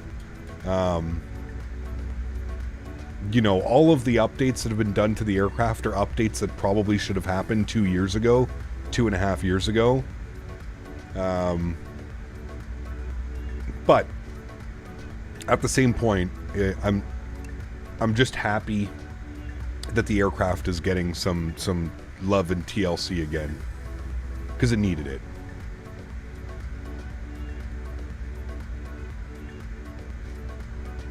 But I feel like a version 2, that's a pretty aggressive wording.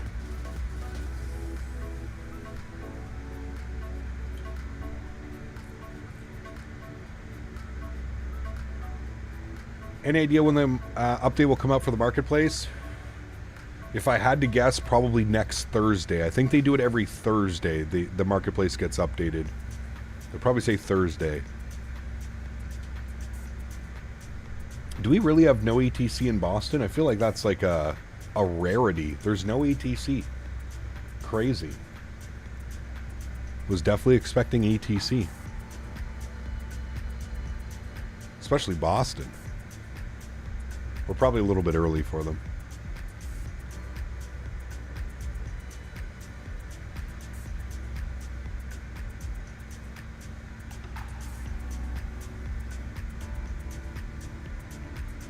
This is descending on the VNAV path properly, so that's a good start.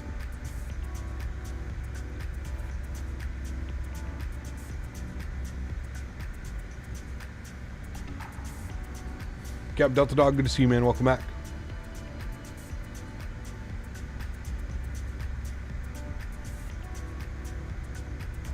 Yeah, like Aviation Fanatic, honestly, man, I feel like a lot of people already own this airplane, to be honest.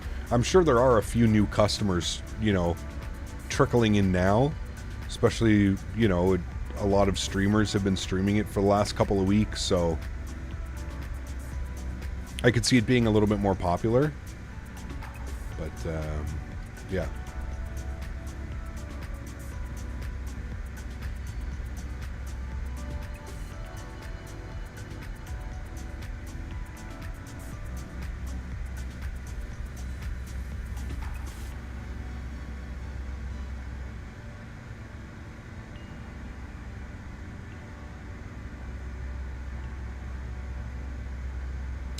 All right, we're coming up on 10,000 feet. The only speed restrictions we have now are 250, 250, and then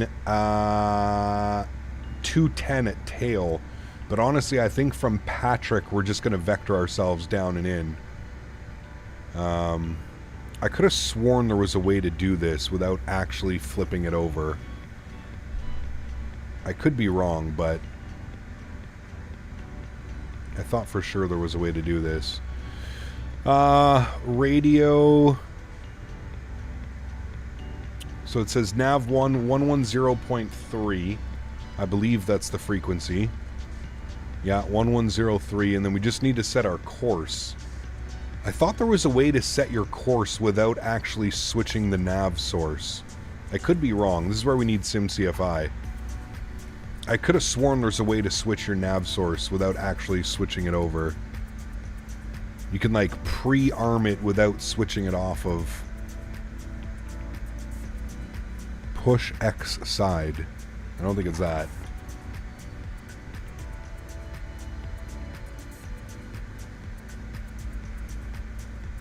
Alright, 10,000 feet, landing lights are on.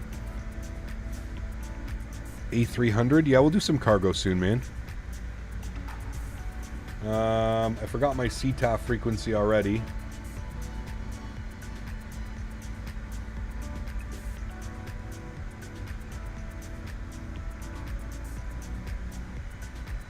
dot CTAF KBoss 28.8.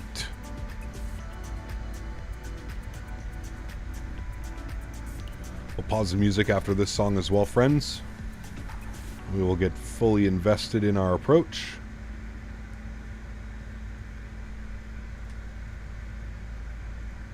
All right, beautiful. Let's get invested.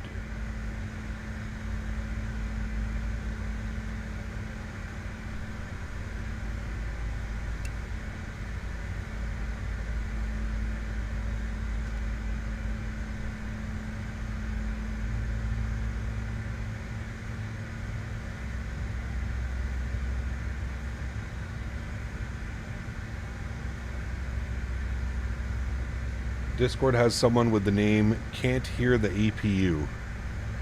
Oh, I can only guess who that is. And I don't think it's Garen.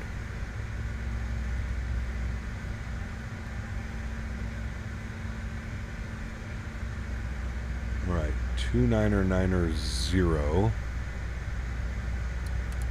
was our barrel pressure here.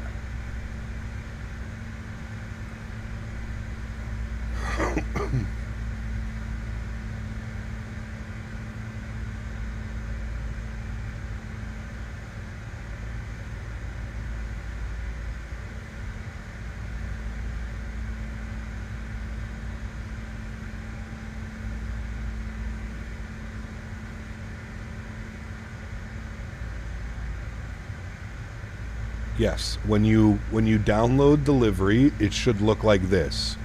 And then you take these, or one of them, and you click it, and you drag and drop it into your community folder.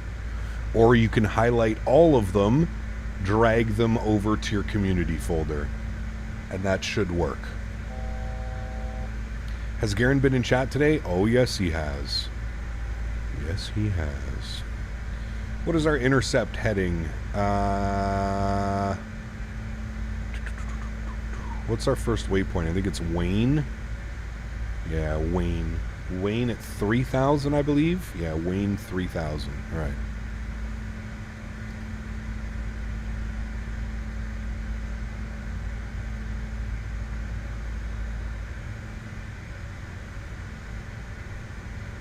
Yeah, VNAV did a good job. It really did.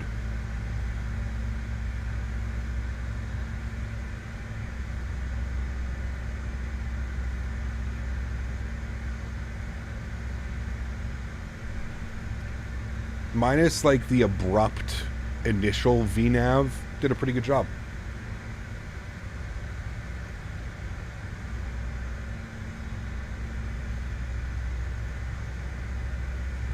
Alright, we're going to aim for 220 on the speed now. We have a 210 restriction coming up, so we'll go 220 for now. We're going to level off at 5,000, but what I'm going to do is we're going to slowly descend down to 3,000 feet. That's our intercept heading. So we're going to go 3,000, we'll click off VNAV, go to vertical speed, and we'll descend at about 500 feet per minute, down to 3,000 feet. And what I can do is I'm going to sync up our heading. I'm going to flip us over to heading mode for a second. We're then going to flip our nav source over to Loc 1, and we want a front course of 215. Oh, it's already set. All right, well, never mind then. Back over to FMS 1 and back over to nav mode.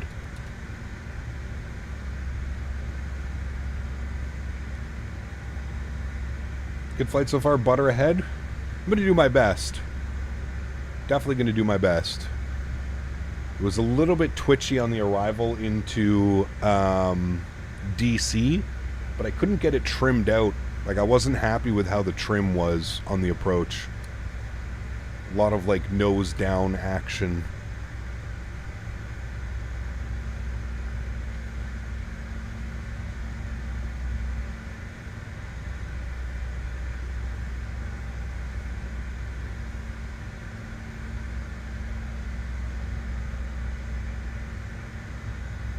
I was already on it, good man. Yeah.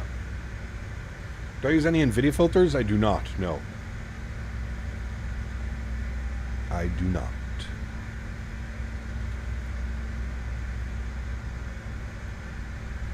210 on the speed. We'll bug that up. Good. Start slowing her down just a little bit.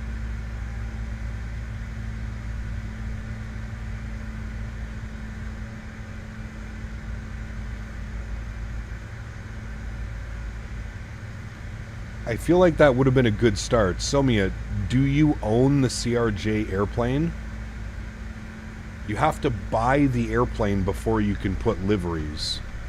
Have you bought the airplane yet? This is a payware airplane. It's not... You don't just download the liveries and then you have the airplane. You have to buy the airplane first. Then you can get liveries. I feel like... I can't believe that wasn't the first thing that we thought of.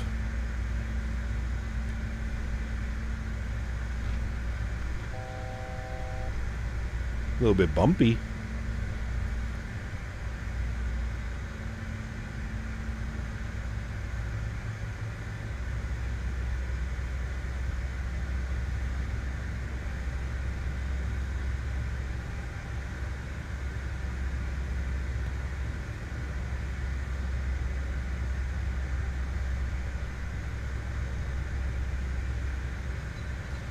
Buying the airplane is the first thing that needs to happen.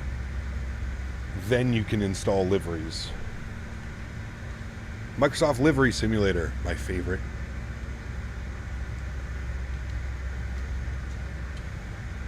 My favorite. Alright, so we want to go on heading mode to capture... We can flip to Loc 1 now. Do I even need to do this? Or can I just leave? Like, it looks like it's trying to... Maybe not. No, we definitely need to flip the nav source. Never mind. Don't mind me. I go on FS.to, it says Aerosoft CRJ 900 Delta, but there is no price, so it says download. Those are just the liveries. You need to buy the airplane. Exclamation point aircraft in chat. Judging by your knowledge and the way that you're speaking in chat, I'm going to suggest that you probably don't have the money to purchase said add-on, but I could be wrong. Could be wrong. We have somebody right on our tail. 2.5 miles behind us.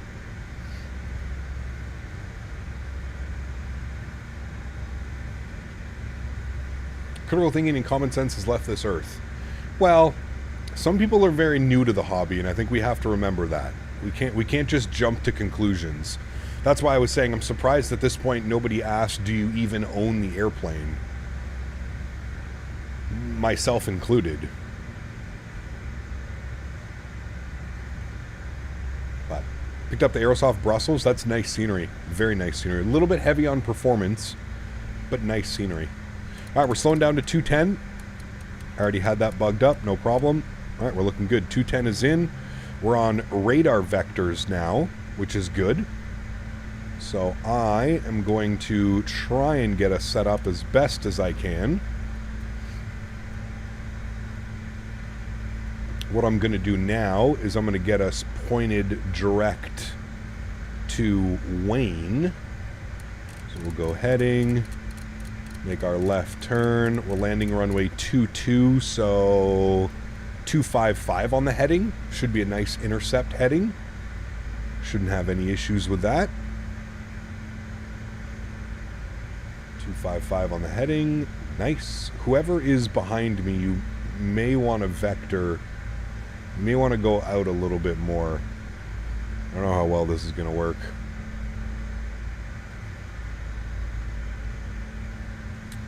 Alright, I'm going to give us 5 more degrees to the left, 250 on the intercept heading. I'm going to arm approach mode.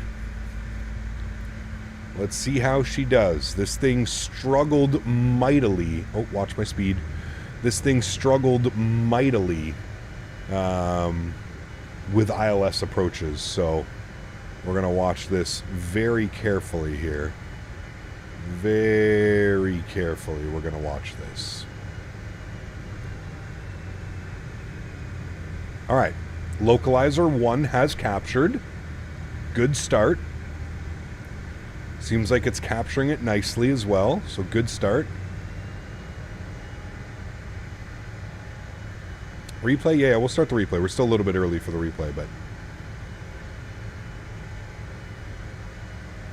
I'm trying to keep my speed up because the aircraft behind us. I don't want to screw him all up for his approach, but... Alright, we'll set 142 as our VAP speed. I'm trying to keep around 200 to 210 knots. Looks like we've captured glide slope as well. So that's a good start as well. Glide slope has been captured. Alright, loc and glide slope, good. Our speed's at 210, so we're looking good.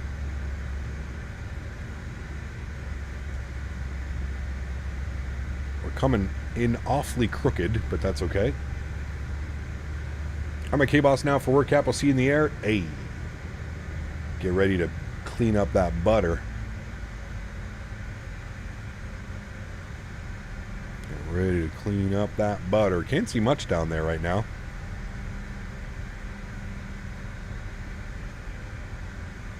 All right, speed check, flaps 1. Let's get that leading edge out. Ah. You simmer down right now.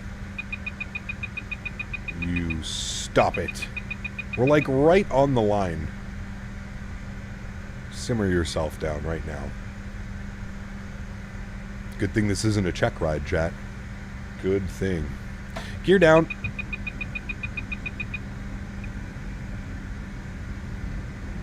Definitely failed our check ride, chat. Definitely failed it. Big time. Look at that view out there, though. That is stunning. Love how it kind of clears up a little bit, but then it gets back into the IMC.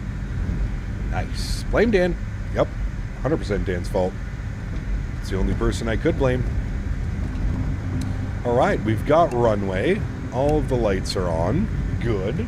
Let's start the replay now so we don't forget it. Replay is recording. Good. Flaps 8 degrees. Good. Start slowing her down. Flaps 20 degrees. Good.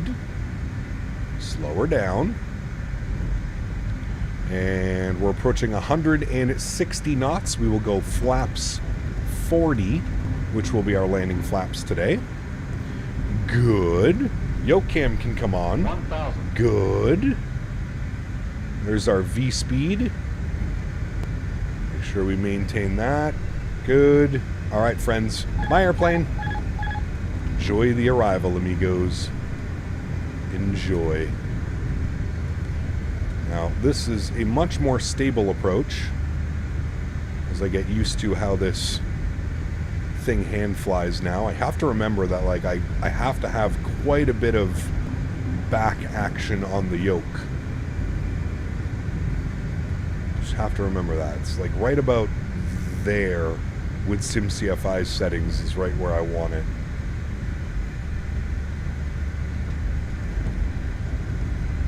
Boston traffic, Brickyard 264, short final, 22 left, Boston. All right, 500 feet. We're looking good. 400. Some nice back pressure, looking great. Oh, watch the power there. Got a little bit out of hand with that one. 300. Turn that down. All right, that's better. Looking good now. Minimums continue. Sink rate 100. I think we're okay. 50, 40, 30, 20, 10. Lots of runway. Just let it go, chat. Good. Nose down gently. Reversers are out. Still kind of squirrely on touchdown. Decelerating. A little bit squirrely on short final there, but we're definitely getting better on flying it. That's for sure. That's for sure.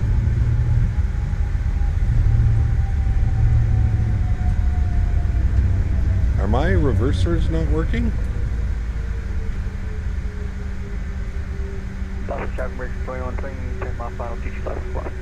Apparently my reversers didn't work on that one either. Alright, we're here. Sorry for that. I was trying to figure out why my reversers weren't working. Hold on. Let me just try something. Did our reversers work in DC? Pretty sure they did, didn't they? What profile am I on? Profile... Not default. Let's go profile 2. Apply and save. Go back. Resume.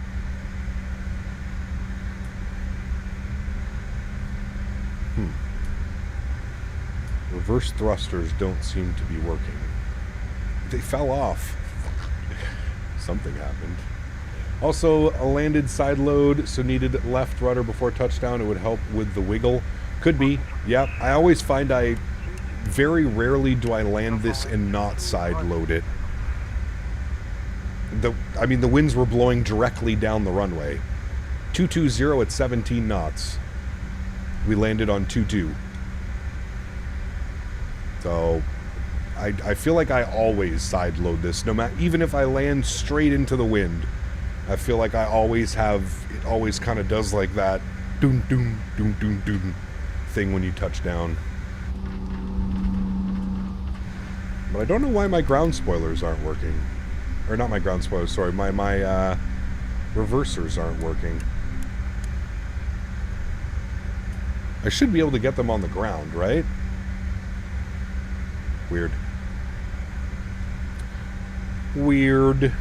Alright. APU start switch, or sorry, APU power on. We'll stop the recording. We'll look at that replay. Make sure in the EFB setting throttles you have the dual axis throttle hardware. Yeah, it was working fine last night when I flew it.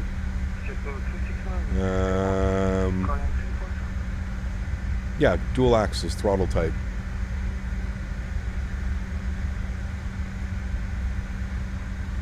It was working no problem yesterday. Did you arm the reverse switches? I did. Yeah. Doesn't like me anymore. Yeah, it could just be the turnaround as well. I feel like we had reverse thrust when we landed in DC. If someone wants to go back and see if we had reverse thrust landing into DC, I'm pretty sure we did. Because we stopped pretty firmly.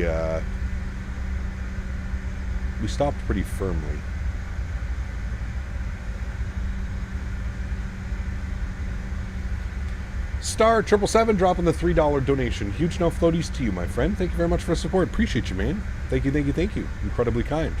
We did have reverse thrust? Okay, so yeah. Something's bugged then. It's not just me. Something's bugged with the turnaround or something. Throttle hardware has reverse axis, wasn't selected. Reverse axis. Throttle hardware has no reverse axis. You tick that. Wait. No, yeah, because it doesn't. I'm using my Honeycomb Bravos right now. What's our gate assignment? Probably should have checked this before landing, chat. Gate assignment. Let me make sure I'm on the line. Where did we start? We started up over here. It was Delta Alpha 10. That's where we're going. GSX Alpha 10, no, Delta. Good. Yeah, that's definitely, that might be a bug though. I don't know if anybody else has done that, like doing 2 flights turnarounds, but we definitely armed those. Those were both armed. Part of my descent checklist. It's a weird one. Alright, you're off. APU is spooling up. Should be on and available here momentarily. Kwan, good to see you. Sorry, park brake bug. I turned to the camera. It should put you on the top. Yep, I'll get to that in a second, Star. Turns are a wild card. Could be. SimCFI, have you had any problems with turnarounds or anything? Boston traffic, American 2120, clear 22 left, cross 22 right on Echo. There is another flight, yes, in about an hour and a half from now. We're doing Minneapolis to Toronto. No, but I don't use an axis for reverse thrust. Oh. What do you do for reverse thrust? I don't use an axis. I use like the Honeycomb, the reverse thrust things. I don't know. Anyways, we had reverse thrust working. We'll just keep it at that. You're going to take me way past the line again, aren't you? Oh, no, you're not. Okay, good. Thank you. Wait. Yes, you are, aren't you? No, you're not. You're going to take me right on the line. No, you're not. Park brakes on. Upstairs. APU is on and available. Engine number 1 and engine number 2 are off. I'll give you guys a nice little back of the wing spool down. Request deboarding. There comes the jet bridge. Beautiful. Not bad. Very rumbly. Alrighty, friends. Not bad. Not bad. Not bad, not bad, not bad. I will say, this update is definitely a very welcomed addition. Remember that I'm not a real pilot, so you can take this as a grain of salt if you would like, or however you would like.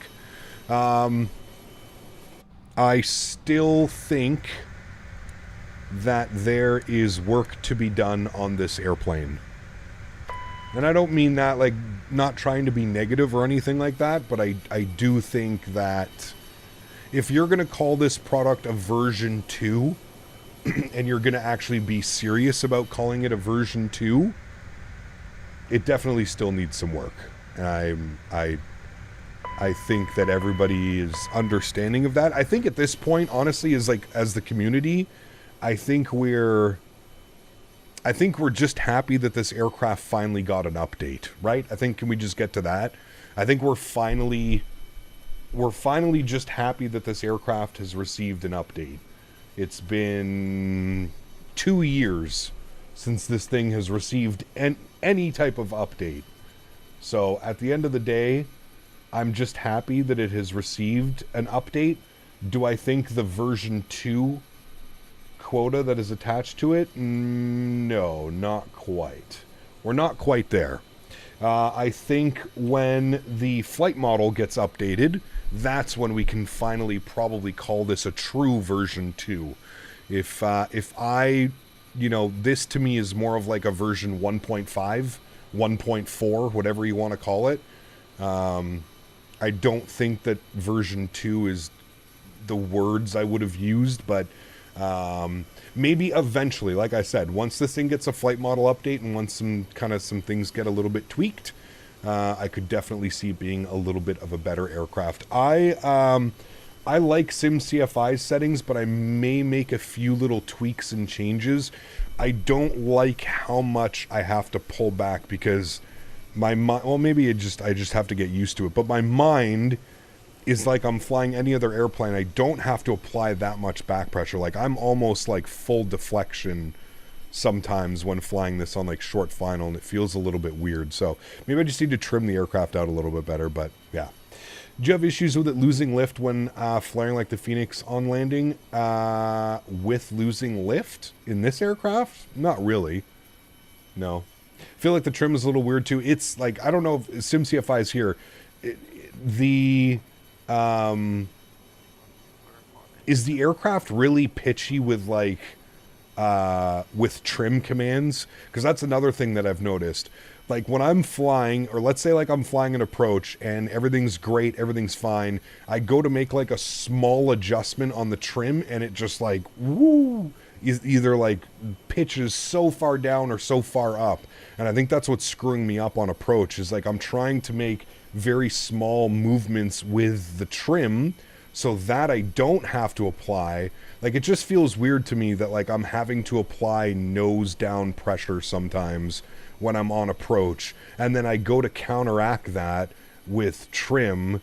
And yeah, I mentioned to them that's trim to sim. You can fly the approach with just trim in the sim. Yeah, you literally can. It feels weird. And maybe, like I said, maybe that's just me. I probably just have to get used to flying this again. It's been so long since I've, dedicated a fair amount of time to flying this aircraft. But it just, like, the trim is just, like I said, it goes from, like, everything's fine. I go to make, like, a small adjustment on trim so I'm not having to have so much back pressure on the yoke. And, like, with half a click of the trim, I'm having to put nose down pressure instead of back pressure because it's affected it that much. It just feels weird. It just feels weird. But like I said, man, I don't fly in the real world. I don't claim to really know what the hell I'm talking about. Only I can tell you is how the aircraft feels to me. And it, yeah. We're going to go ready for taxi. We're going to set our flaps all the way down full for replay. We'll go upstairs. We'll get all of our lights back on. On. Good. And we'll get that all set up. To me, the flight model is not great, but to be honest, not even the real sim we train on is good. I love the huge changelog of system changes and new FM updates. Should be a cool new feature. Yeah. I mean, if I'm being honest with you, I'm more looking forward to the new flight model update because I feel like I mentioned earlier, and again, I'm not throwing any shade. I'm not trying to be overly critical or negative, but to me, the airplane still flies almost exactly the way that it did in version 1, despite having less float on landing. It feels like the airplane doesn't want to float down the runway the entire time, which is good, but yeah, it still feels it feels very much like version 1 when I fly it. But again, I don't, you know, those should all be on. I think they already were all on. Saying yaw damper on there, but we're not going to worry about that. Okay, we're not even going to let the adheres align or anything like that. Let's just get right to our replay, shall we, friends? So let me disconnect from VATSIM. We'll close that. We'll remove that. We'll close that. What was our landing rate? A 142 with 19 knots. See, it wasn't blowing down the runway. It should have been, but it wasn't. With a 2-degree right side slip. We'll quit that. Good. All right, we'll hit the replay button. You don't worry about that. We're fine. We'll pause the replay. We'll bring this forward, and we'll start it from right about there. Trim, start here. Yes, resume. Good. All right, let's jump outside. Let's have a look-see at this landing here, friends. Going to take this time to thank my mods, my donators, and my sponsors. Thank you guys all so much for everything that you do for the channel. Without you guys here, this just wouldn't be possible. Seriously, I mean that from the bottom of my heart. You guys are absolutely amazing. You guys allow me to do this full-time, and forever grateful for all of that. To everybody else that cannot support with a monetary value, but supports through smashing down the thumbs up button, being here, flying with me on VATSIM, controlling on VATSIM, I want to thank you guys just as much. Thank you, everybody, for the continued support of this channel. You guys are absolutely awesome. I truly do appreciate you. We're going to be live here in the next hour and a half. We're going to be going from Minneapolis to Toronto. Going to be taking the Air Canada Jazz colors. So that should be a fun one. Looking forward to that. I love doing some jazz ops. So let's see how she goes. So we cut the power, slight little flare, little bit of a drop towards the end, but not bad. A little bit squirrely. We maintain centerline pretty well, but again, a little bit squirrely after touchdown. And but not bad. Overall, not bad. I mean, I'm pretty happy with that landing. Pretty happy with both landings today, to be honest with you. The first landing was a little bit sketchy. Not exactly the way that we would have chalked it up to be, but it was okay. It ended up being okay. But overall, not bad. Like I said, if you own this aircraft, you own version 1 of this aircraft, it's probably worth it just to upgrade it and try and fly it. See what it's like. If you're still not happy with it, well, we know that there's a major flight model update in the works. It is a work in progress right now, so that's got to be a good sign as well. To me, I think that's what I'm more looking forward to now after flying it. This being my fourth flight in it now, that's what I'm a little bit more looking forward to, is some flight model updates to see just how it flies, because there's just so many other aircraft that fly significantly better. You know, almost all the other, I mean, the PMDGs, the iFlies, they all just feel much better flying. See how it got all squirrely. That could have been me, though, in my rudder pedals. But all right, friends, I'll leave you all with some replays of our beautiful landing here in the CRJ900. Again, we are live in an hour and a half from now. Minneapolis to Toronto. We're doing it earlier because there's a big hockey game tonight that I want to watch. So that is the plan for this evening, about an hour and a half. If you can't make it out, I will see you on Saturday back in the RJ. I'm not quite sure if we're going to be in North America or Europe. I think we're going to head over to Europe on Sunday, Monday for the RJ flying. That's the plan at least. So maybe Saturday we'll see if we can do... I kind of want to do like one of the longest RJ flights, which I think is Chicago to Vancouver or something like that. Somebody was saying 4 hours. Imagine 4 hours in a little RJ. Sheesh. Alrighty, friends. Have a great evening. If I catch you later, I'll catch you later. If not, I'll hopefully see you this weekend. Happy landings, my friends.